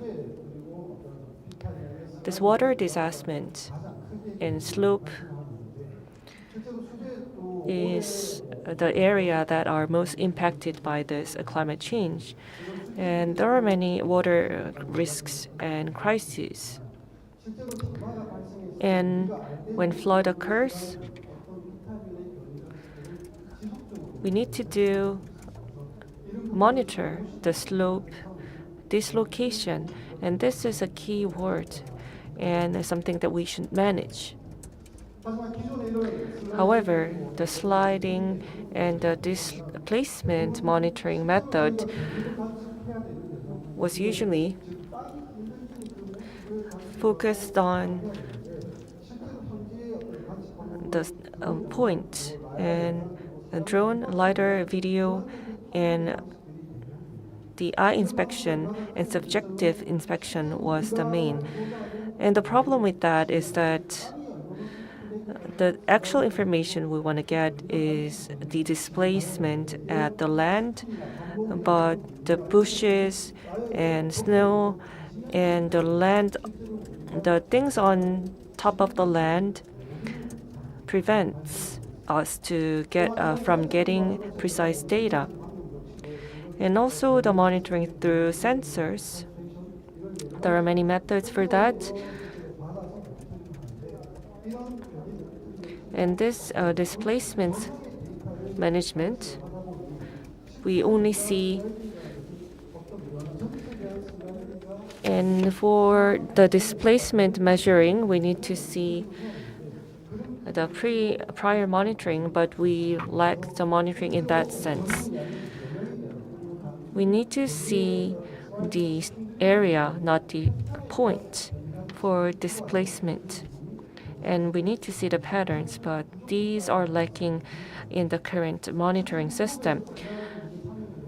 If you look at the slopes that are managed by the Homeland Security Department, There are systems for general slope, risky slope, and type 1, 2, 3 facilities. The problem is that these areas are managed by point information, point type data, and the inspection is done visually, and also due to something that's on top of the land, we cannot actually see the land data that we need to gather.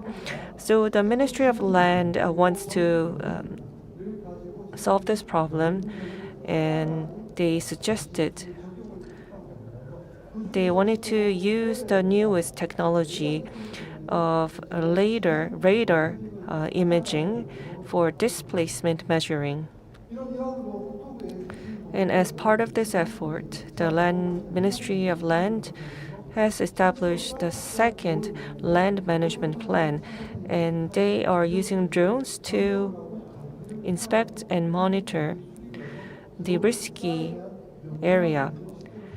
So they are actually making it as an institution to make drones to be used for the road management and to determine and monitor the sloping. We need to see the actual pure land. However, the previous method, drones, LiDAR, these are the technologies to give us the land data. And although if we use the sensors, they are the point sensors, and they are the data after the displacement is done. So that's the problem. That's why we use L-band SAR, the latest technology for displacement measurement. So Shinhan, we are the first company in Korea to introduce L-band SAR, which is a Swiss technology. And we use two platforms to establish L-band SAR, and we're actually using them on sites. This is not done by Shinhan itself, but the monitoring and the sliding can be done along with the construction companies. So we are collaborating with Lotte Construction Company, and we are establishing this L-band SAR technology. And Lotte Construction Company is using the data on site.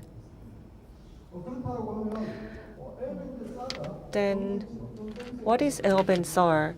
What sensor does it use? So I think you know this technology of SAR. In short, it's a radar technology. You can see the time of sending and returning the radar to see the distance between the objects. And we use the SAR,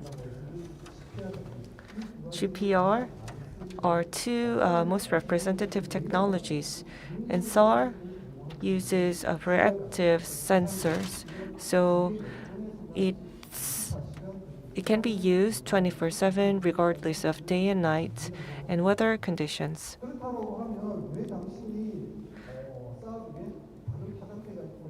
There are many types of SAR techniques, and why do you focus on L-band SAR out of many other SAR technologies? The SAR technology is used for detection and monitoring in other sectors, especially in defense. And the biggest reason and the purpose of using L-band SAR is that we want to do the monitoring of the pure land data. There are many bands in Korea, L-band, C-band, X-band, and they're being used for the mobile and cars. And the wavelength of L-band, C-band, X-band, their wavelength is very short. So what they can do is very limited. So the land monitoring cannot be done with these technologies. However, L-band SAR uses a long wavelength of 23 centimeters. So it can actually go into penetrate the deep land like snow and vegetation. So it is the best technology to monitor the actual displacement. So that's why we introduced it. And this is not a Korean developed technology, but it's a Swiss technology. And is L-band SAR the first technology in Korea? No, not actually. The L-band SAR technology was used in a satellite, and the trajectory can be used using L-band SAR, so it could have been used there, but it was challenging to use them for drones. But now we are establishing these unmanned helicopters, and we can make a stable trajectory with L-band SAR using this unmanned drone. And this video clip is unmanned helicopter that we built. And the payload is very heavy, 35 kilograms. And regular drones use batteries, but for stable the flight of the drone, we thought that we need a gasoline engine powered unmanned vehicle which can run over 3 hours. And this is the vehicle that's used in Lotte construction site. And this is monitoring the tunnel. And we have this artificial land to test this drone-based monitoring. And this unmanned vehicle is actually filming the site and landing. And now we can talk about how the data is processed. And the process for this data is similar to the regular SAR processes. We use the interferometer, and we see the displacement. And this is the filming achievements. And again, I can go into detail about these results later on the slide. And there are results based on whether there are vegetation and whether there are artificial structures. And this is the overall data to make the artificial trajectory of SAR, and the existing trajectory is the most important one. And we have a 12-meter high structure, and using the unmanned helicopter, we made the whole site.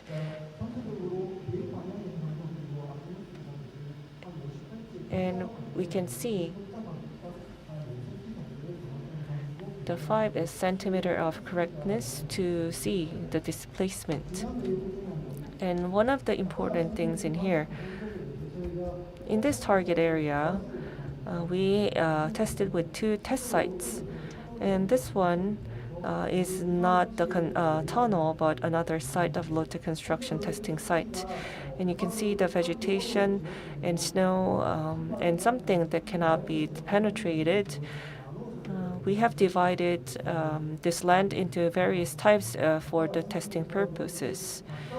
And if we have artificial structures on top of land and also vegetation, then you can see that interference was good. The result was good, very accurate.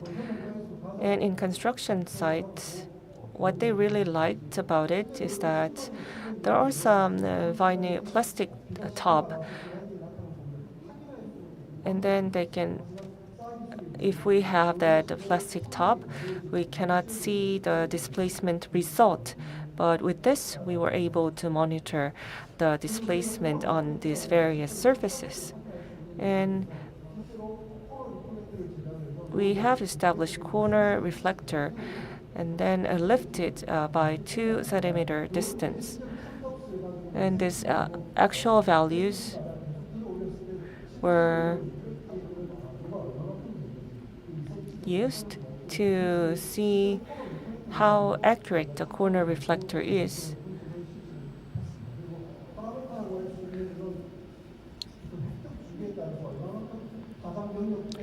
And how accurate the resolution and scanning is was determined, and how it changes and how much area you can scan can be seen here. And as you can see here, this is the most important page in here.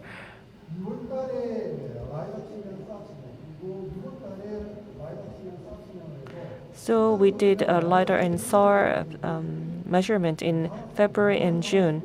And if we assume that the vegetation has grown, and how much error should we remove? And we need to see the quantitative result, whether there's any error when the vegetation grows.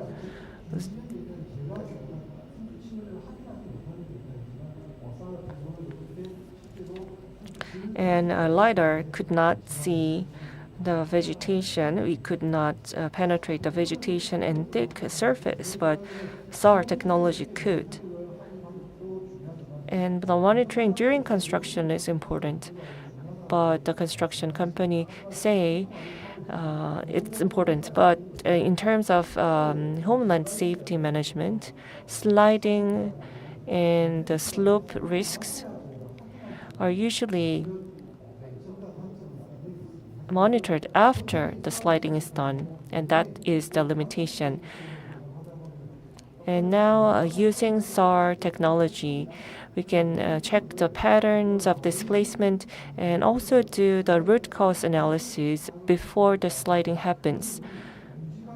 So this is very good in terms of maintenance, comparing the point type sensoring and data monitoring. This is very much powerful and efficient in terms of land safety management. In Korea, L-band SAR was first introduced by our company, and we are doing the field tests with construction companies and also doing project with the Ministry of Land. And the latest technologies can be used in geodata. That's why I presented this, representing the professional engineers in the sector. Please understand if my presentation wasn't perfect. Thank you very much. 네, 좋은 발표를 해주신 Thank you for your presentation, Mr. Bae Kyung-ho. And next, under the theme of survey accurate reality capture using photogrammetry and LiDAR on consumer devices, the CEO of FOSS4G Korea business will give a presentation. Please invite Moses Chung.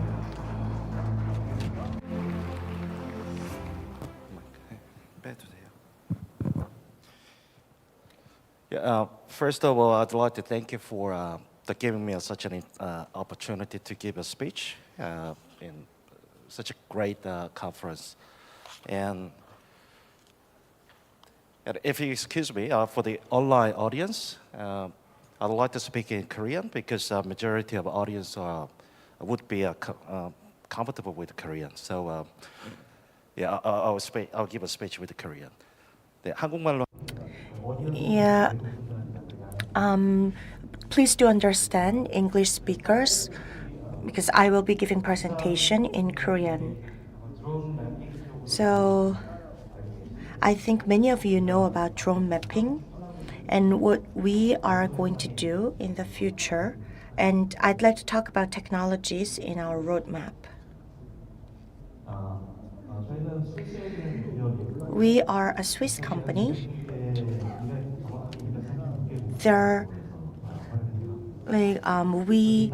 Our technology is being used in 236 locations and countries. And in Korea, we have a lot of customers. And we have about 70,000 active users, which are medium to large size companies. And I'd like to speed up because there is a delay. And mostly we have R&D staff. and in many different countries.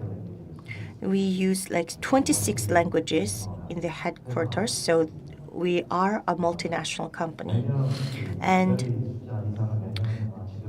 we have been growing into double digit, and our growth has never stopped for the past years. And we have grown like 10% to 20% every year, and we expect the same growth rate this year too.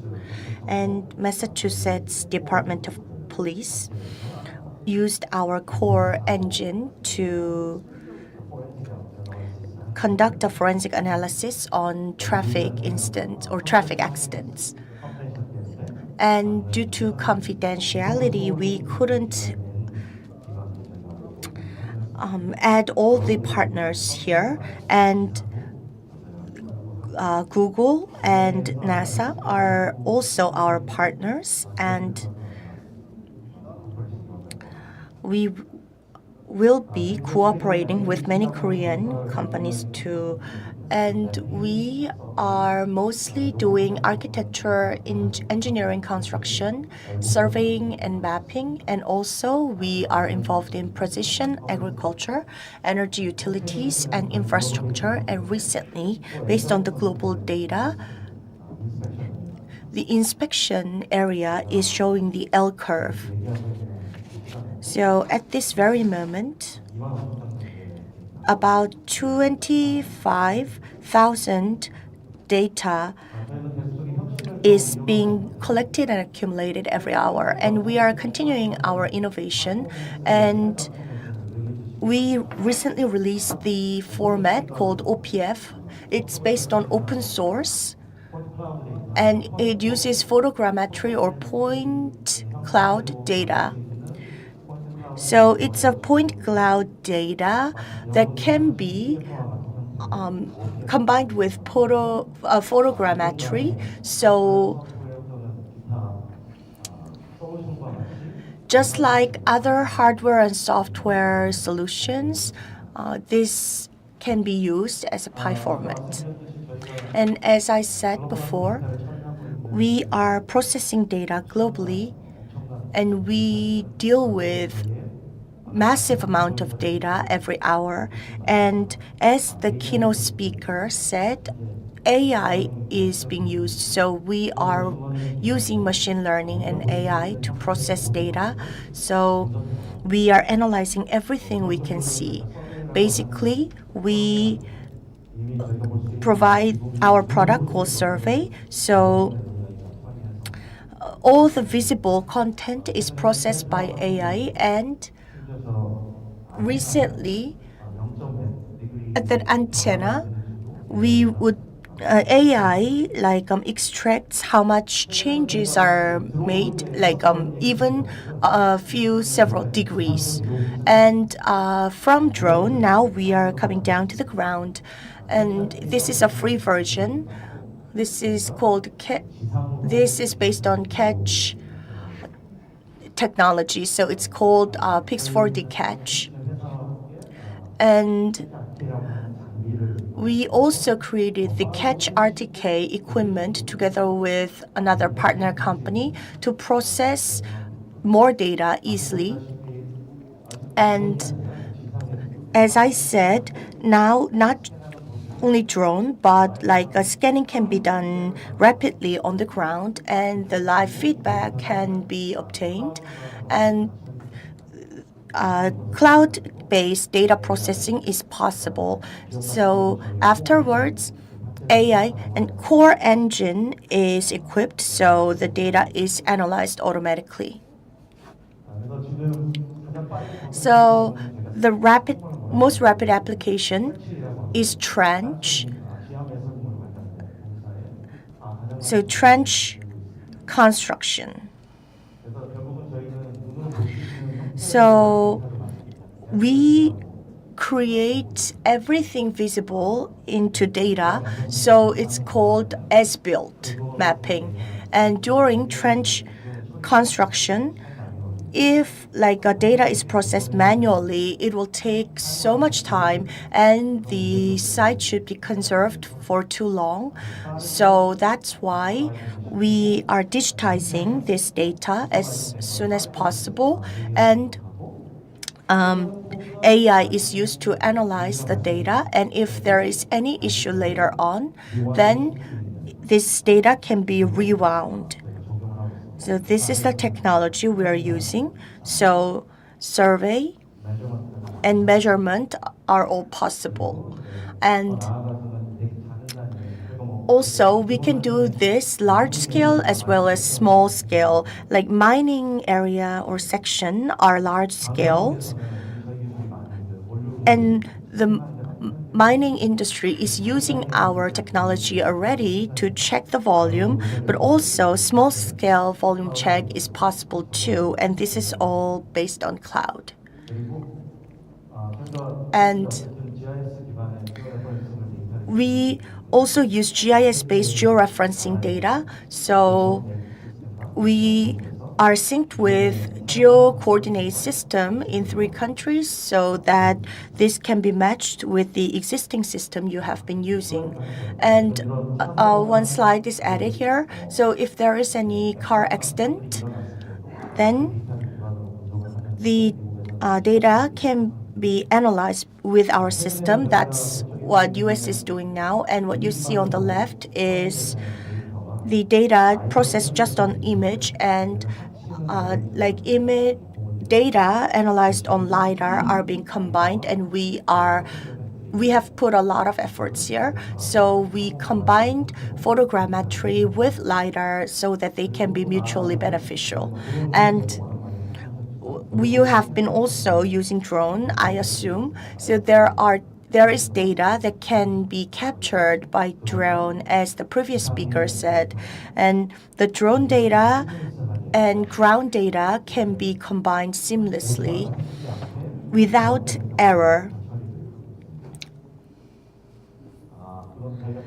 And this is what we tested at about 200-meter distance. Like this can be seen visible, and like we wanted to collect the data and see whether this data is really effective. Of course, this is less accurate than our like eye detection, but still this is usable. And then our AP headquarters is located in Japan, and the left side, that's the data from LiDAR, and on the right side, that's the smartphone data turned into point cloud data processed with our system. So we were able to capture more data. And Catch RTK is with like about handheld devices, and so like previously total station was used, but it was really inconvenient because the scale was large, and we conducted research on whether a handheld device can replace the total station, and the existing GNSS could be replaced with small handheld device, and then there was no margin of error. And in Japan, this is registered on the or included in the performance review list, and President Son Jung-lee of SoftBank worked on this together, and that's why we were able to add this technology on the performance review list. And this is about relative accuracy, not just objective accuracy. Well, there are many large companies in Korea, and we are working with them, and thanks to relative accuracy, can we make this data with 1 centimeter or less accurate with the system now? So the margin of error between the field survey and digital twin was only like 1 centimeter, so this is used on the construction sites or civil engineering works. And point cloud had large spectrum of margin of error before. And as you can see, there is sharp angle or step, and here it was difficult to extract from point cloud, but within 0.1 feet, you will be able to see these points, and whether it be government or companies, photogrammetric point cloud can be used for like requests for high accuracy, and this was released and announced in Las Vegas 3 months ago. And like RTK should be fixed always, but sometimes in urban areas, RTK is floating.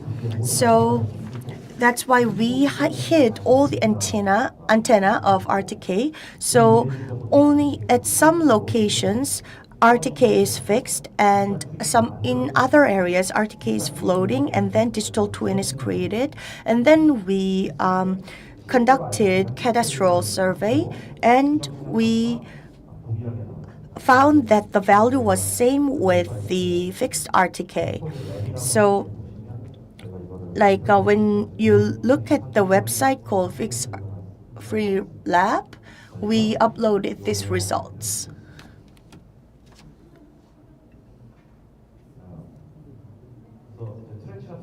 And trench,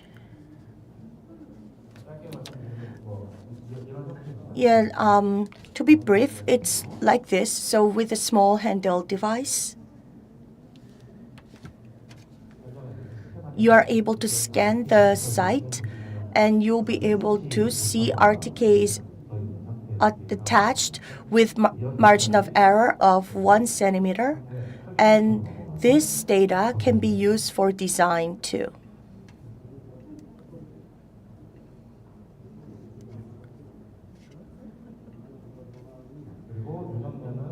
And then this one,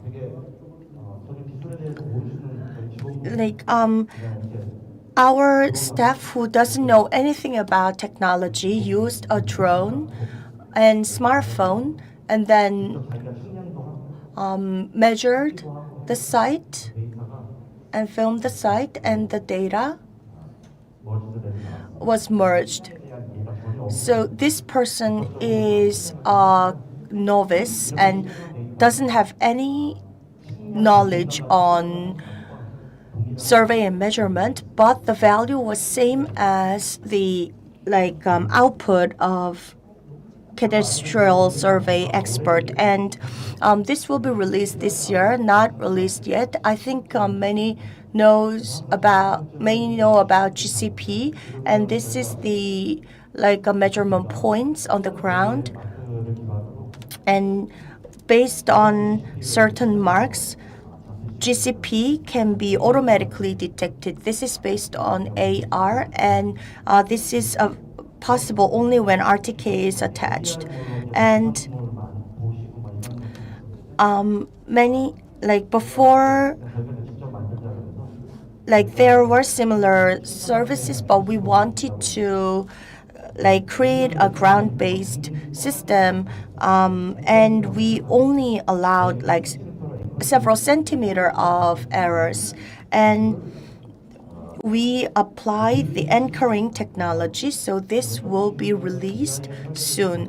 And on the left side, the BIM design data is uploaded, and then we are looking at it with smartphone. So this AR is on the ground and underground, and on the right side, during the trench construction, the point cloud data and the field data are there, so you are able to see the data at the time of construction, and then the data measured by our system. So this can be all seen on the site. And you'll be able to see what you see now as a layer. So Pix4D is like many of you would know that Pix4D uses sky technologies, but we also like expanded our scope of work to ground technology too. So we were not providing services in Korea before, but we have entered Korean market, cooperated and collaborated with Korean government agencies and corporations, and we want to develop technology suitable to Korea, and we are ready to collaborate based on our source technology. So please share with us your ideas. Thank you.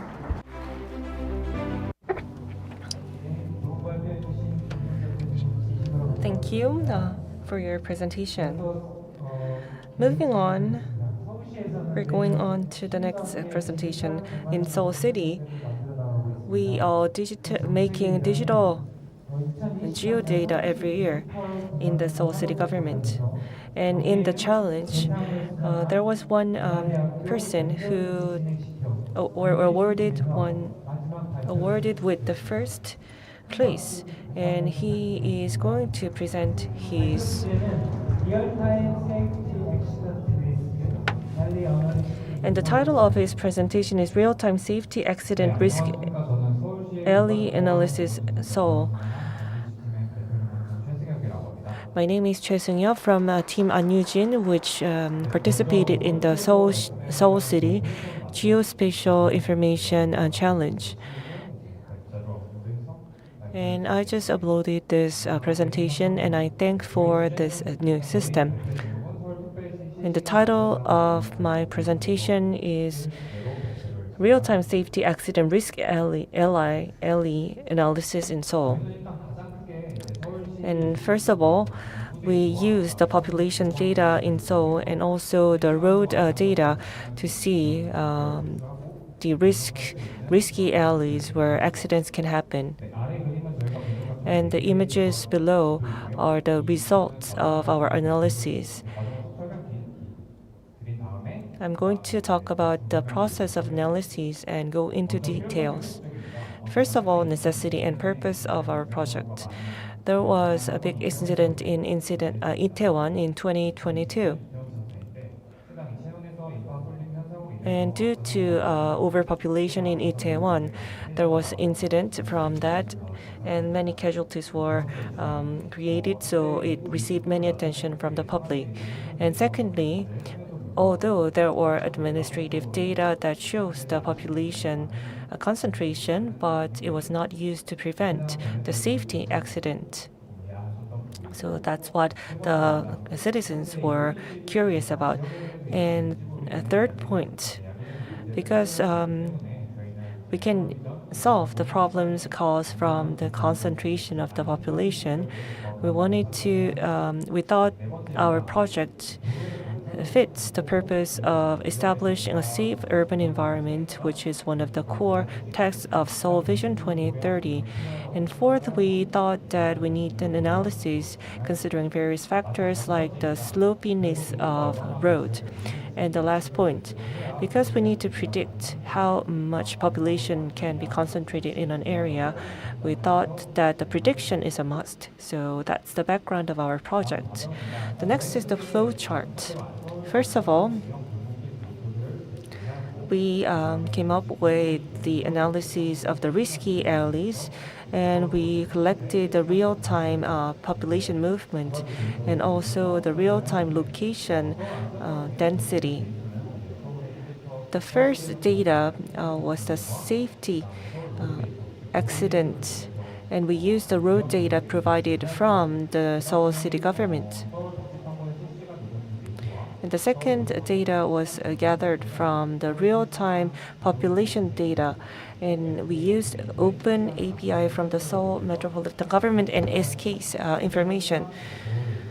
And based on this road and population data, we came up with the risky alleys in Seoul. And this is a detailed production process. Through road and DM data, we created this slopiness, and we only considered the road that's less than the width of 12 meters, because we don't see much safety accidents on roads. So we focus on the roads with a width less than 12 meters. And based on the 1 meter DM data provided from the Seoul city government, we used the slopiness of the Seoul city, and we calculated the riskiness based on the width of road and also slopiness. And the higher the slopiness and the lower the width of a road, we were able to see that the risk is higher. And the risk weight was added considering these factors. On the left, you can see a map displaying the riskiness based on our calculation. The red indicates risky alleys with higher population, and the blue indicates that it is relatively safer. When we calculated the riskness, because there was the maximum value, and we need to reduce the effect of the maximum value, we used median value instead of the average value, and we categorized the roads into 4 categories. Next, to reflect the population, we used this is the process how we gather the data using the APIs. And we used APIs to get the data from 113 locations in Seoul, and we categorized. We got these 4 categories of data through API. And as I mentioned in the background, I mentioned that the prediction is very important. And through the AI model for the prediction, we made a prediction how dense the population, the location can be. And this AI model reflects population, traffic, weather, and the accident nature.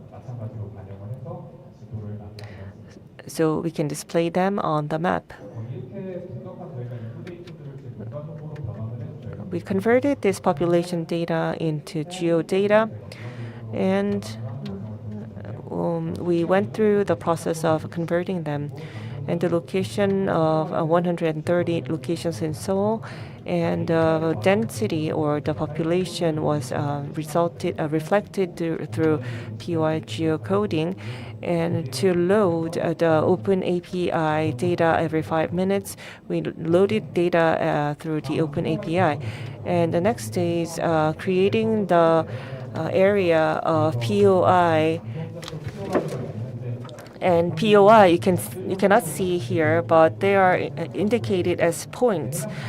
And it doesn't only it is not very persuasive to show the density as just mere points. So we calculated the area that can be overly dense based on these POI locations.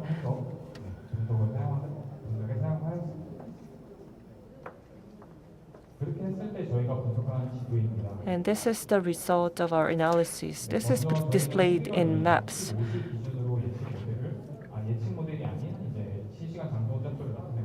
And this is the data from the 3 p.m. November 2nd. These are the risky alleys based on our calculation and prediction.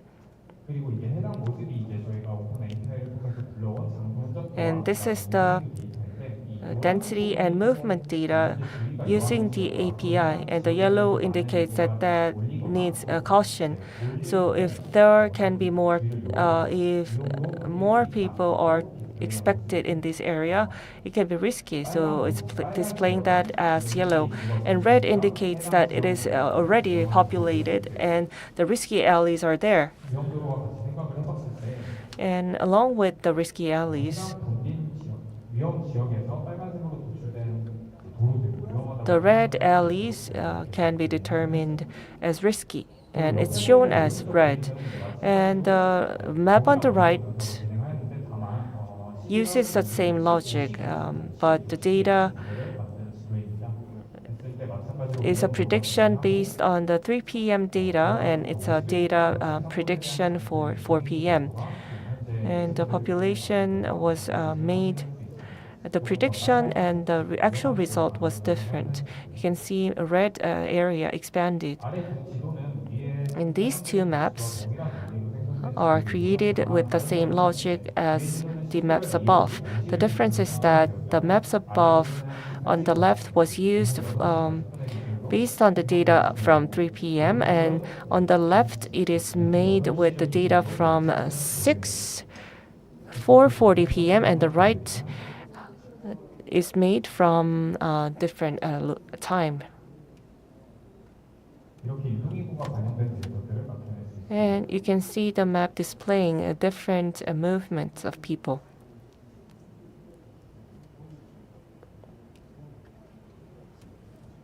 결론입니다. 저희는 가장 So conclusion, 유동인구와 전도 혼잡도, 즉 인구 데이터들을 반영을 we use the real-time population and the density of a location to come up with the riskiness of the alleys for safety accidents.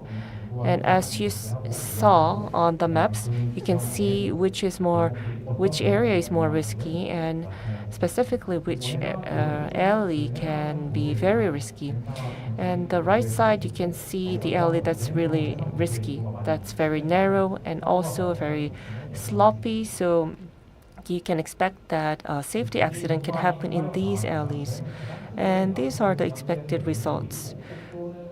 If there are any large-scale events planned by the local governments, then they can use our analysis result to predict the risky alleys, to prepare the safety measures and the limitations of our project.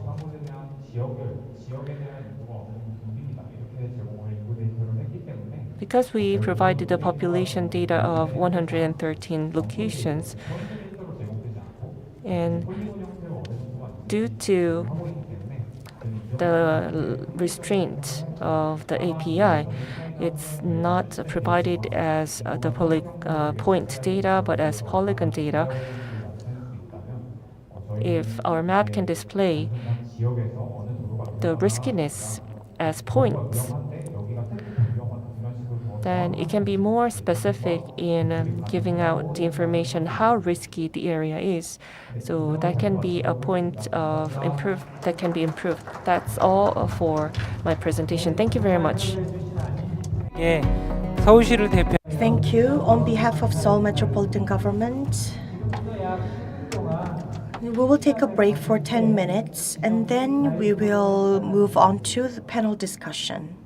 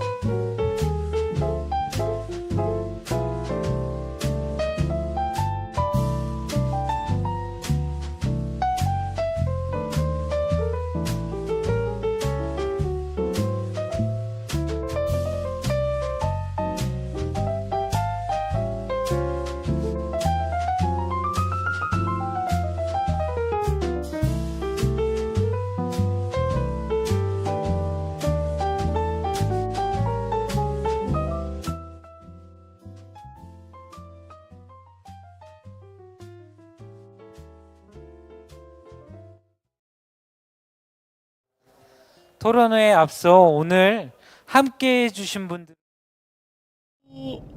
Introduce the panelists and moderator. Moderator is Mr. Seo Dong-jo, head of the operating committee for the Urban Spatial Information Forum and professor at Seoul National University. Panelists include Hwang Byung-chul from Spatial Information Industry Promotion Agency and Kim Tae-hoon from Spatial Information Quality Management Service. CEO Choi Hae-un of Picaloka and Deputy Director Kim Si-jung from the Ministry of Land Infrastructure and Transport couldn't be here with us today. Then now I will hand over microphone to Mr. Seo Dong-jo, our moderator. Please give him a big round of applause. Yeah, I will just sit here and lead the panel discussion. Thank you for staying until the very end. And it's colder than I thought. Well, today, we wanted to create this space like a block wind, but the wind cannot be blocked under the Construction Act. So it's colder than I thought, but please do understand. And we listened to 7 presentations today.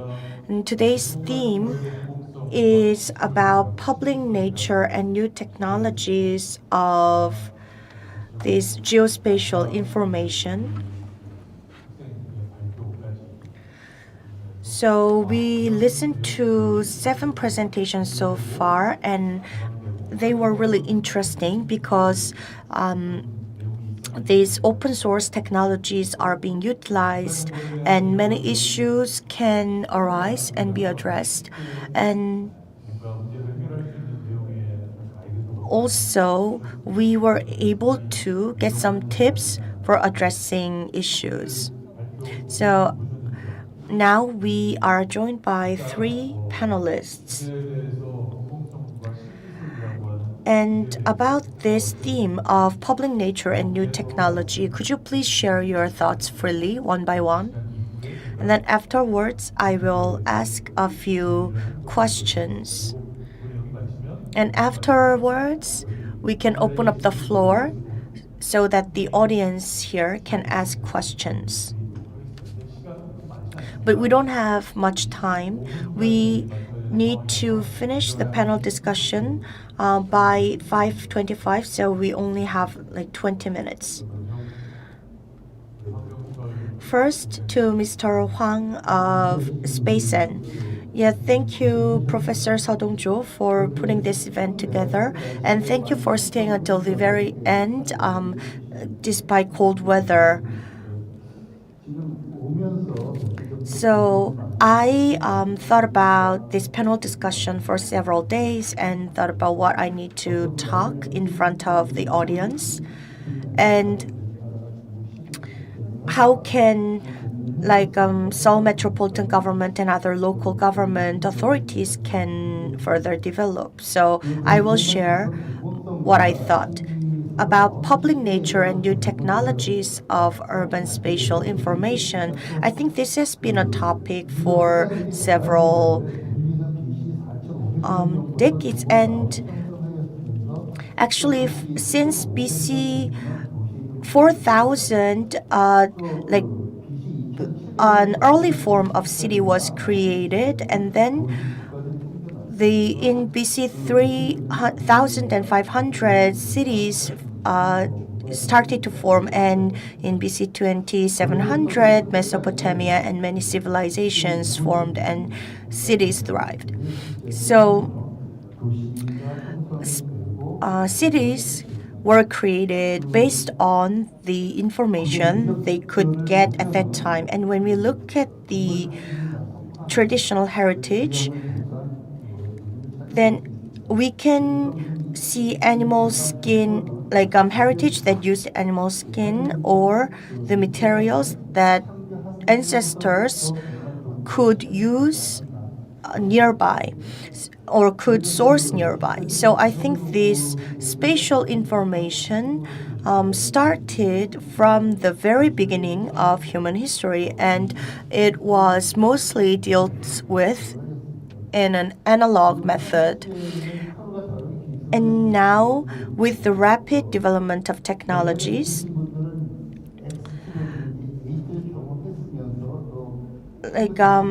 many of you have many of you remember XD or like computer 286, 386, so the older forms of computers. And now with the development of robotics, AI, and many other technologies, I think the society will change dramatically, and we have a lot of expectations, but we have also concerns, because we have seen the possible future in Terminator or other movies.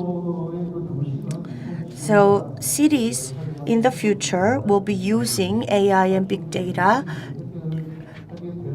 and many social issues can be also addressed with these new technologies. But one concern is humans might use wrong big data, so we will need to pay attention so that AI doesn't make a wrong judgment. And also, the government will need to utilize the governance based on cooperation with private sector to create a sustainable urban development model. And the Space Sen is operating free world entrusted by the MOLIT, Ministry of Land, Infrastructure and Transport, and we will make sure to operate this free world well. Thank you. Thank you for your comment. So, you mentioned that the village was created in BC 4500, and then you also mentioned XDT 286 and 386, and now we have moved on to the era of big data. So how can urban spatial information can contribute to these new changes? Yeah, and thank you for your comment. So I have a few questions, but I will ask them later after listening to other panelists. Now, Kim Tae-hoon from SIQMS. Yes, hello. I am from Spatial Information Quality Management Service. And I feel sorry that Busan didn't win the competition over Expo, and if we heard the good news, I think we would have feeling better. But I think there is a saying that your perspective changes when the landscape you see while standing changes. And let me give you an example of our agency, and 45% of the staff is Gen Z. And I think 1/3 of the audience here is also Gen Z. So I think the Gen Z is at the center of this urban spatial information. So I think I know that this event is also live streamed on YouTube. And thank you for organizing this event to engage Gen Z. And about spatial information, we heard many presentations, and this is what I think. So, spatial information,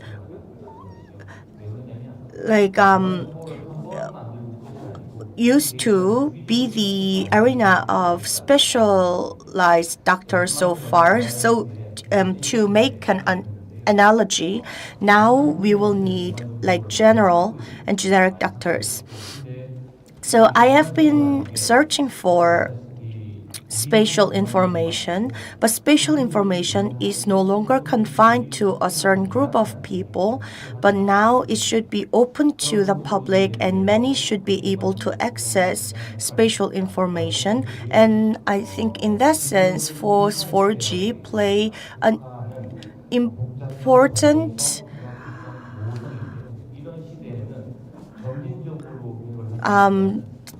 important era, and now we say we are living in the era of VUCA, like uncertainty and changes and so on. So I think we can find the answer in geospatial information and data.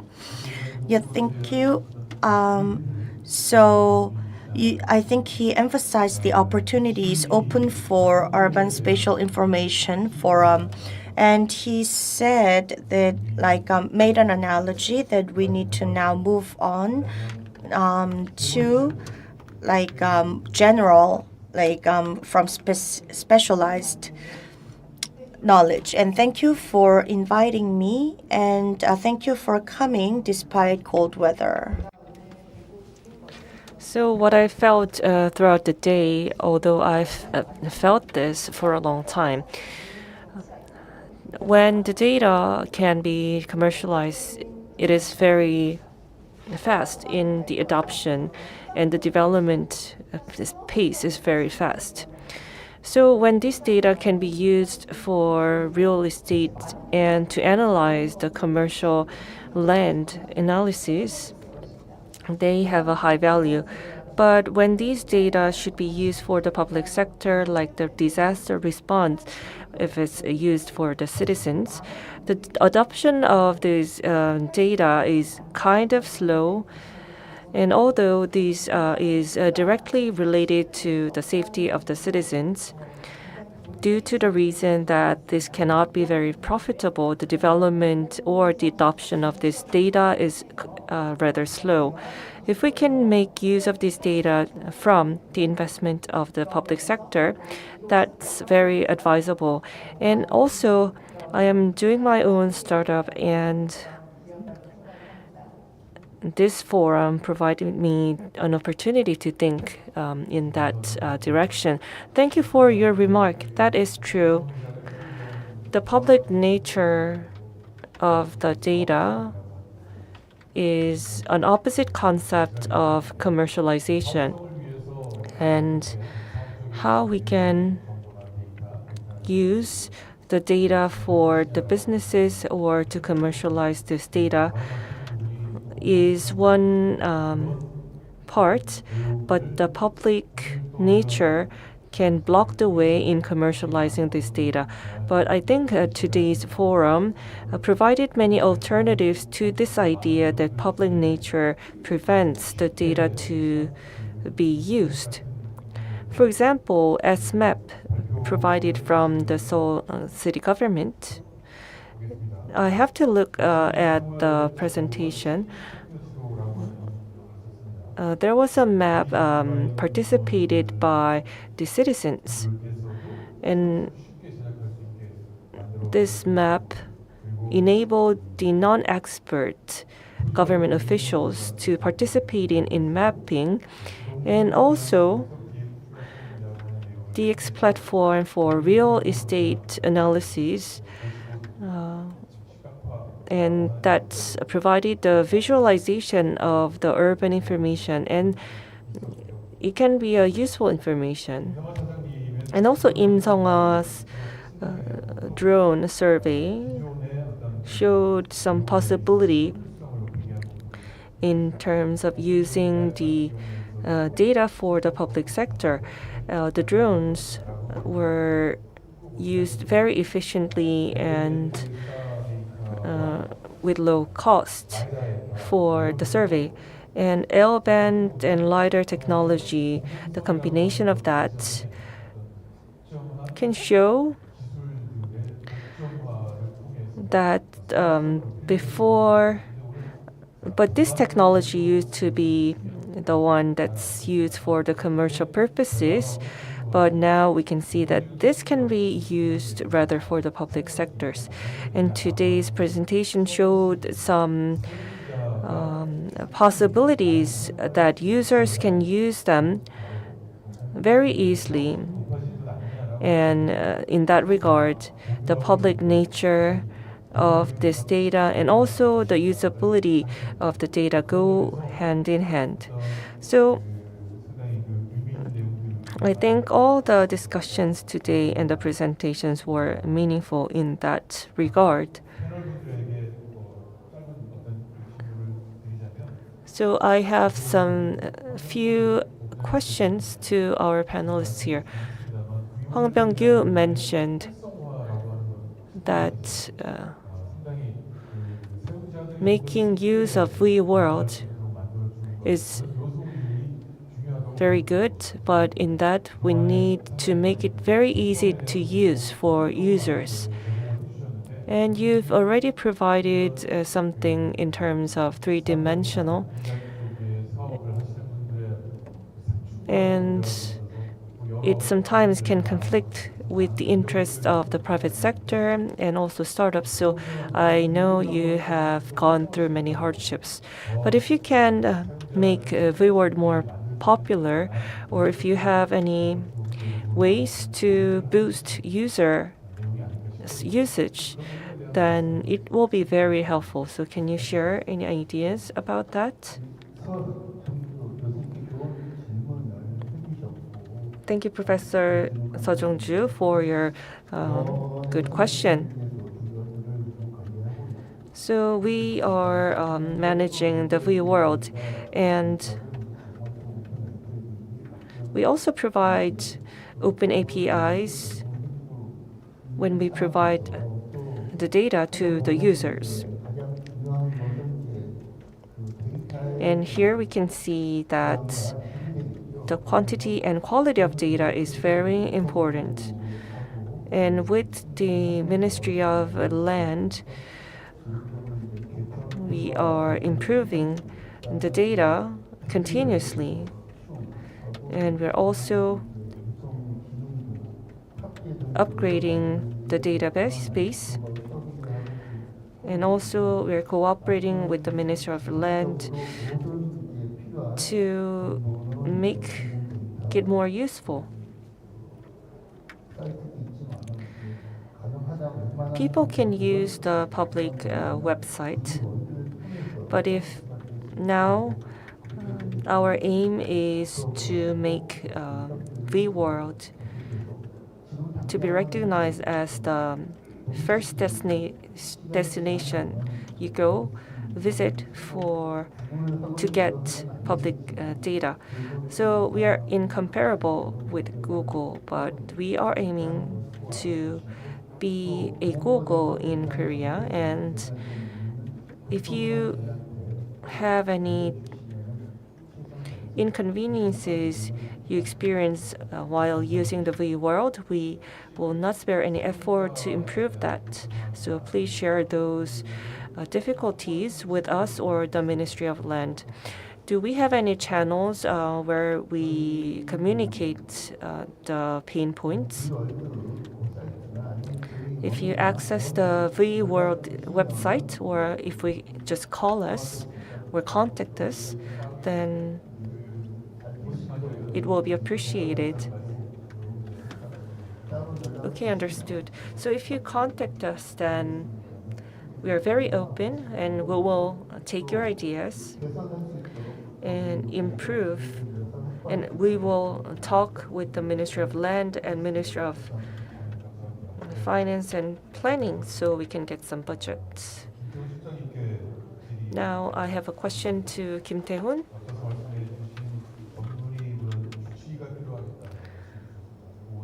We need a private doctor rather than a special doctor. And today's conference is co-hosted by the Cadastral Engineers Association. So it is the location that we gathered all the best professional engineers here. And my question is that how can the professionals here can be the private doctor for the problems? Is it too much of a difficult question. It's an irony that I talk about this as a failure as a professional engineer because I released 5 books, but they didn't gain any attraction, although I used the title professional engineers. Well, now I want to use 2 words. First, aggressively, and secondly, verb. So, firstly, in our association of professional engineers, we need some aggressive approach. As you all know, we are doing much things in land in digital twins, and here we don't. It's not only land that we have in digital twins, but there are many other sectors, and digital twins, they really need us. But we are still inside the limitation of the Geodata Act. But we have our seniors here, so we can learn from that. And I also attend many meetings. Spatial information quality management service isn't just passive. We are very active. And second thing I want to emphasize is the verb. I think we contributed much using the geodata.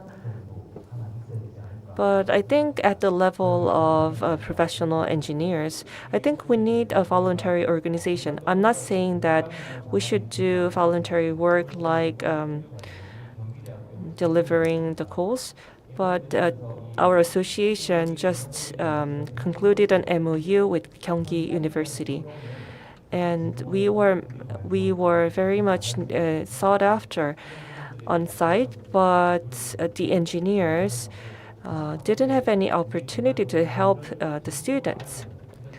Now, promoting ourselves can be a kind of voluntary work, so that's what we can do. So voluntary work is what we can do. So he emphasized the 2 keywords, aggressive and voluntary work.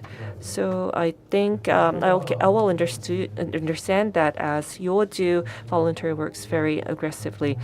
And as the professionals in geodata, you are going to activate more works that's done by the professional engineers more voluntarily.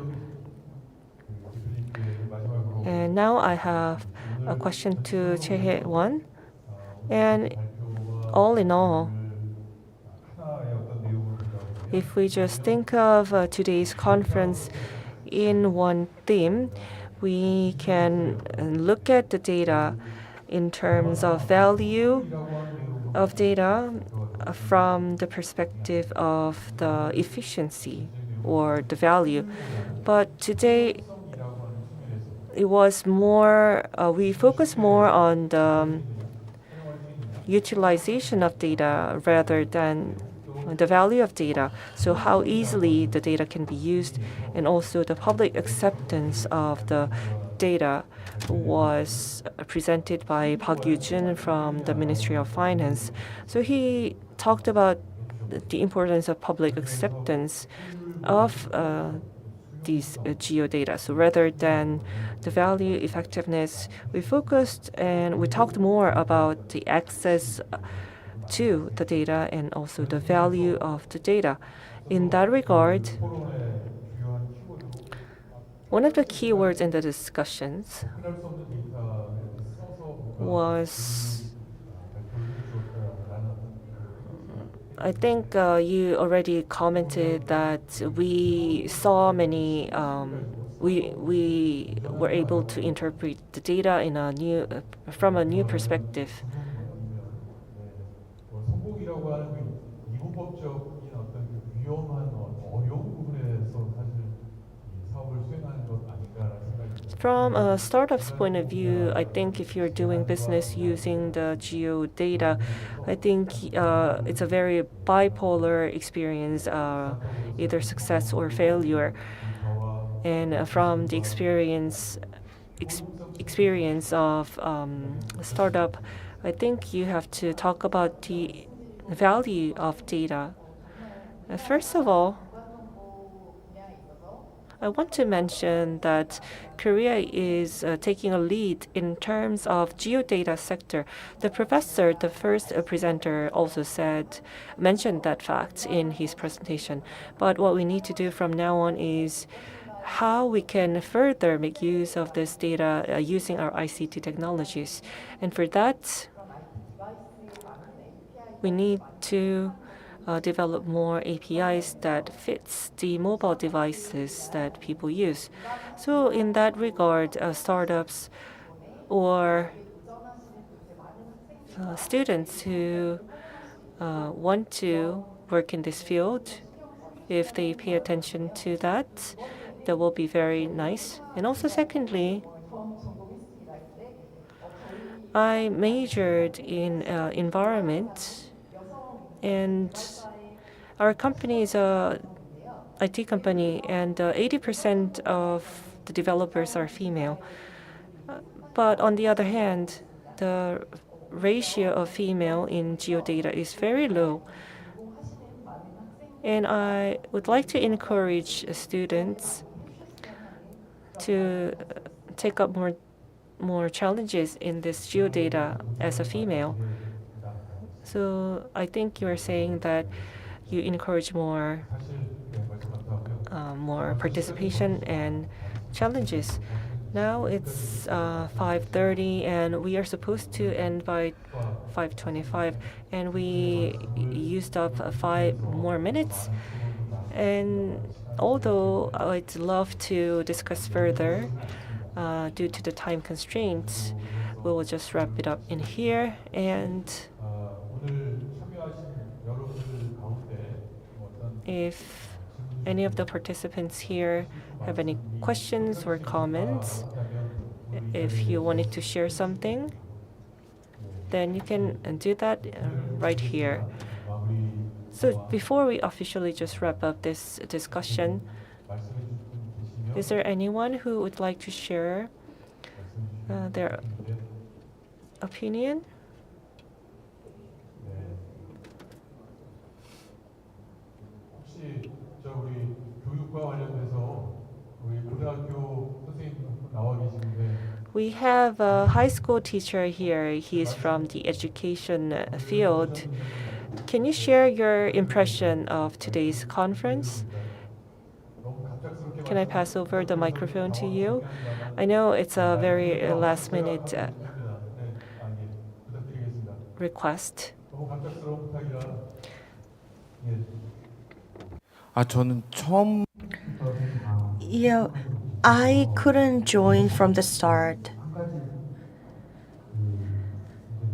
What I want to say is in high schools, I hope students can be hired by geodata companies. And to do so, like what should we teach our students? What should students learn from the school if they want to join the geo and spatial information companies? That came to my mind. Thank you. Thank you for your question. Well, who'd like to answer? Well, which high school are you working for? Seoul Digitech High School in Itaewon. It's an IT specialized high school. Yes. So, and we are engaged in geodata project, and we also have a few classes on geodata.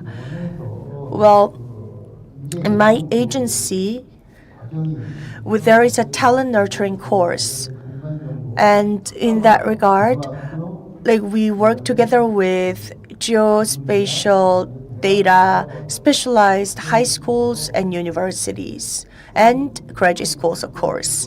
So a few high schools are selected as partners for our agency, and this year it's over, and next year we will open up open application. So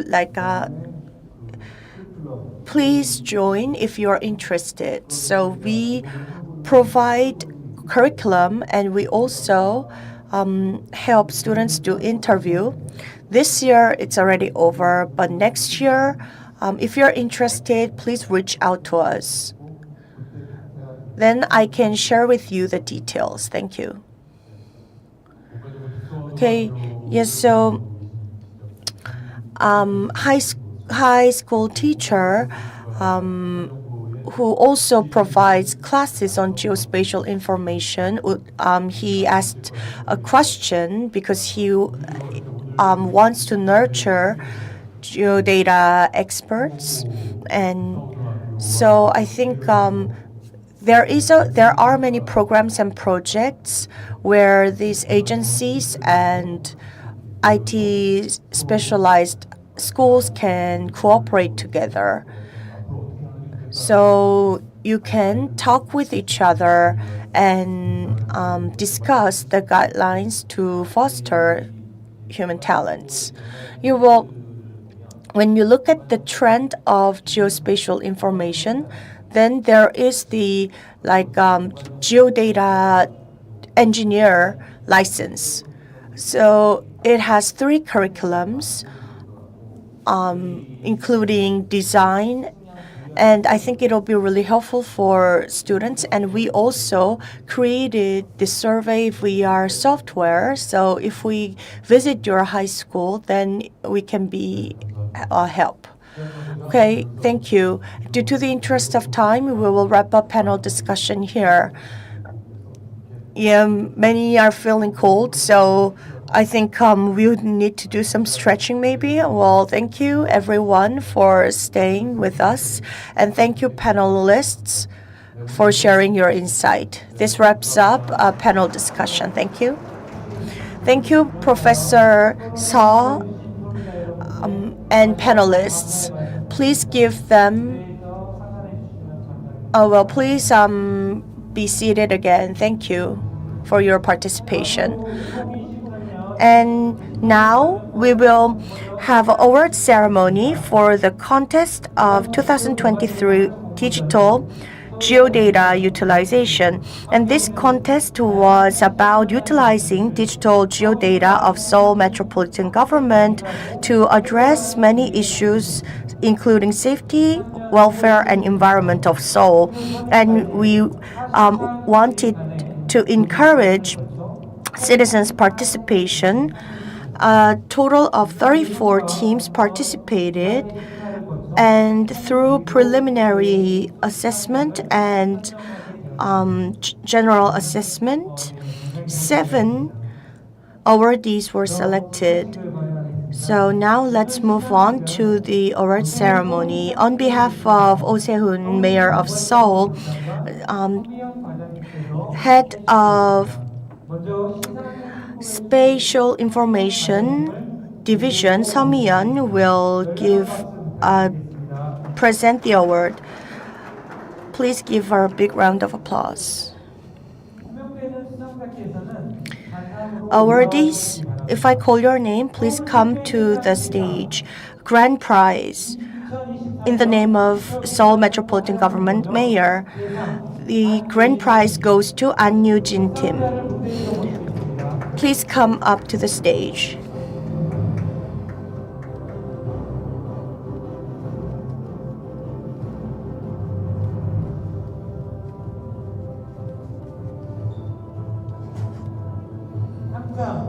Certificate of Award, Grand Prize, An Yoo-jin Tim. The awardee won the 2023 Digital Geodata Contest held by Seoul Metropolitan Government. November 29, 2023, Oh Se-hoon, Mayor of Seoul Metropolitan Government. Congratulations. Together with the certificate of award, gift certificate worth 3 million won will be awarded. We will take a group photo. The awardees, please stand in front of the distinguished guests.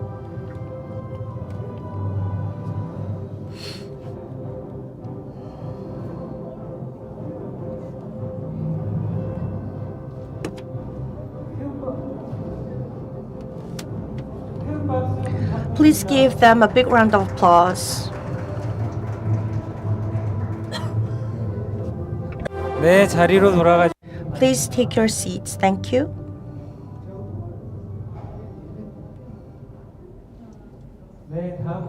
Next, the second prize, 2023 Digital Geodata Contest. Second prize, TSM team and Inflow team. First, let me invite TSM team over to the stage.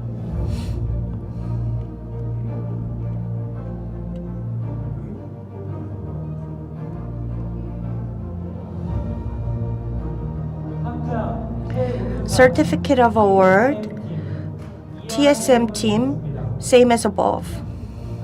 Thank you. Congratulations. Together with the certificate of award, the gift certificate worth 1.5 million won will be provided. Let's take a group photo. The awardees, please stand in front of the distinguished guests.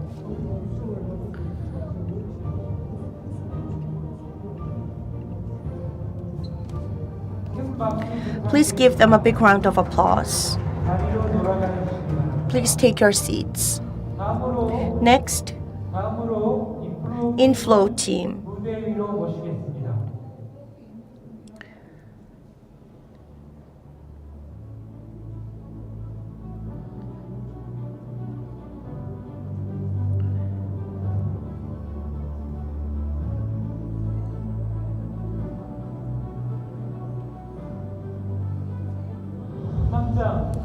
Certificate of award, first prize, same as above.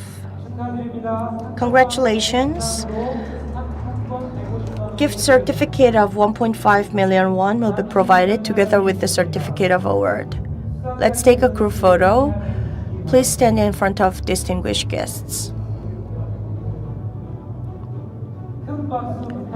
Please give them a big round of applause.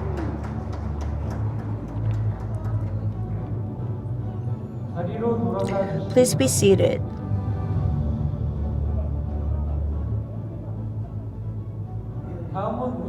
Next, Excellence Award. 2023 Digital Geodata Contest, Crime Watch, Oseungju, Safe Home, My Safe Home, and Siesta team. These four teams won the second prize, which is the Excellence Prize. Let me invite Crime Watch team.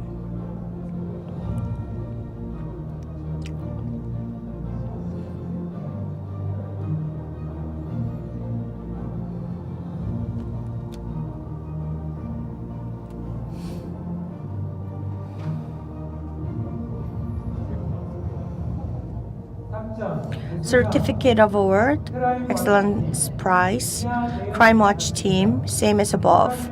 Congratulations. Together with the certificate of award, gift certificate of 500,000 won will be provided. Let's take a group photo. Stand in front of distinguished guests, please.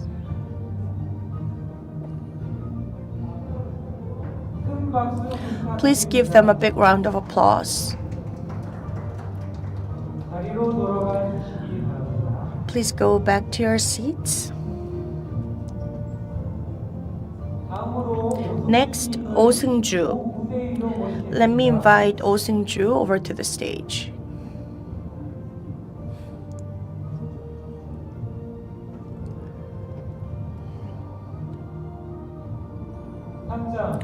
Certificate of award, Excellence Prize, Oseungju, same as above. Congratulations. Together with certificate of award, gift certificate of 500,000 won will be provided. We'll take a group photo, stand in front of guests.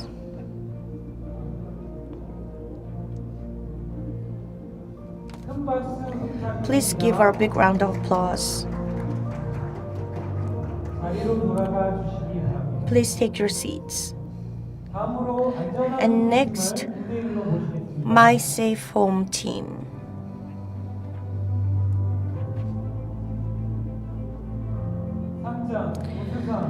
Certificate of award, Excellence Prize, My Safe Home team, same as above, congratulations. The gift certificate of 500,000 won will be provided together with the certificate. Let's take a group photo. Please stand in front of the guests. Please give them a big round of applause.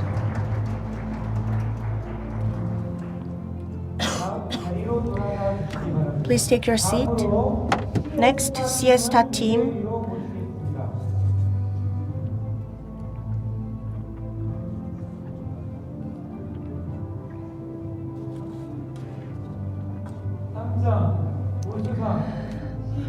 Certificate of Award, Excellence Prize, Siesta team, same as above. Congratulations.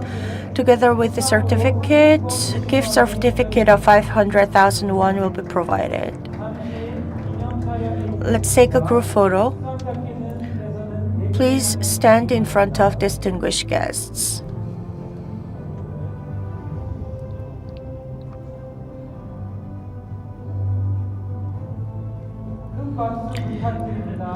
Please give them a big hand. Take your seats, please.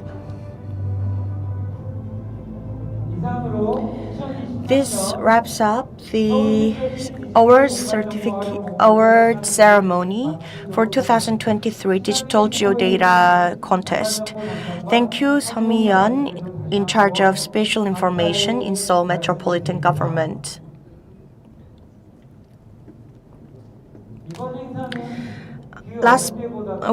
This event was really successful, and now we are at the very end of the event.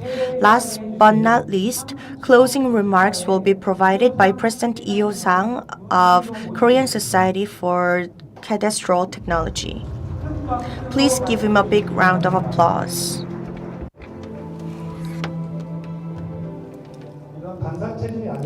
I am not the person who's in front of the podium usually, so I'll just speak in here.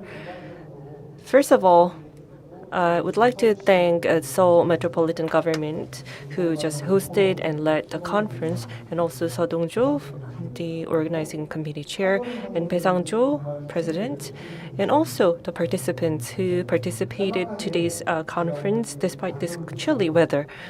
And I would like to make a short comment on the presentations. And for Professor Brunelli, she talked about the data-centered AI. And the second presentation, I really liked it because it was very brief. And Lee Yong-ik talked about administrative leadership and establishment to the easy access to the public was a very good flow. And Lee Eun-young talked about the real estate trend policy platform. She said that we need an immediate platform for the responses, and I really loved the dashboard at the end. And for the next presentation, the drone video-based survey can be used even in the metaverse. I really love that. And L-band technology for land safety management. When I was in charge of drone in the institute, I could see the progress so far from the time when we worked together. And lastly, Jeong-nyam was talking about the PDF OP file, and also he talked about this new product as well. And thank you for staying with us until very late. And probably we will have this kind of gathering next year where we can gather people from the cadastral and also the survey. Thank you very much. Well, thank you, Lee Ho-sang, President Lee Ho-sang, once again for your good remarks. The 31st Urban Spatial Information Forum and the 6th Joint Conference of Geospatial Information Professional Engineers has officially concluded.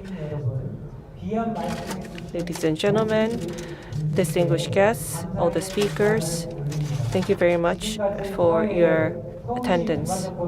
My name was Yu Byung-min from Seoul Metropolitan Government.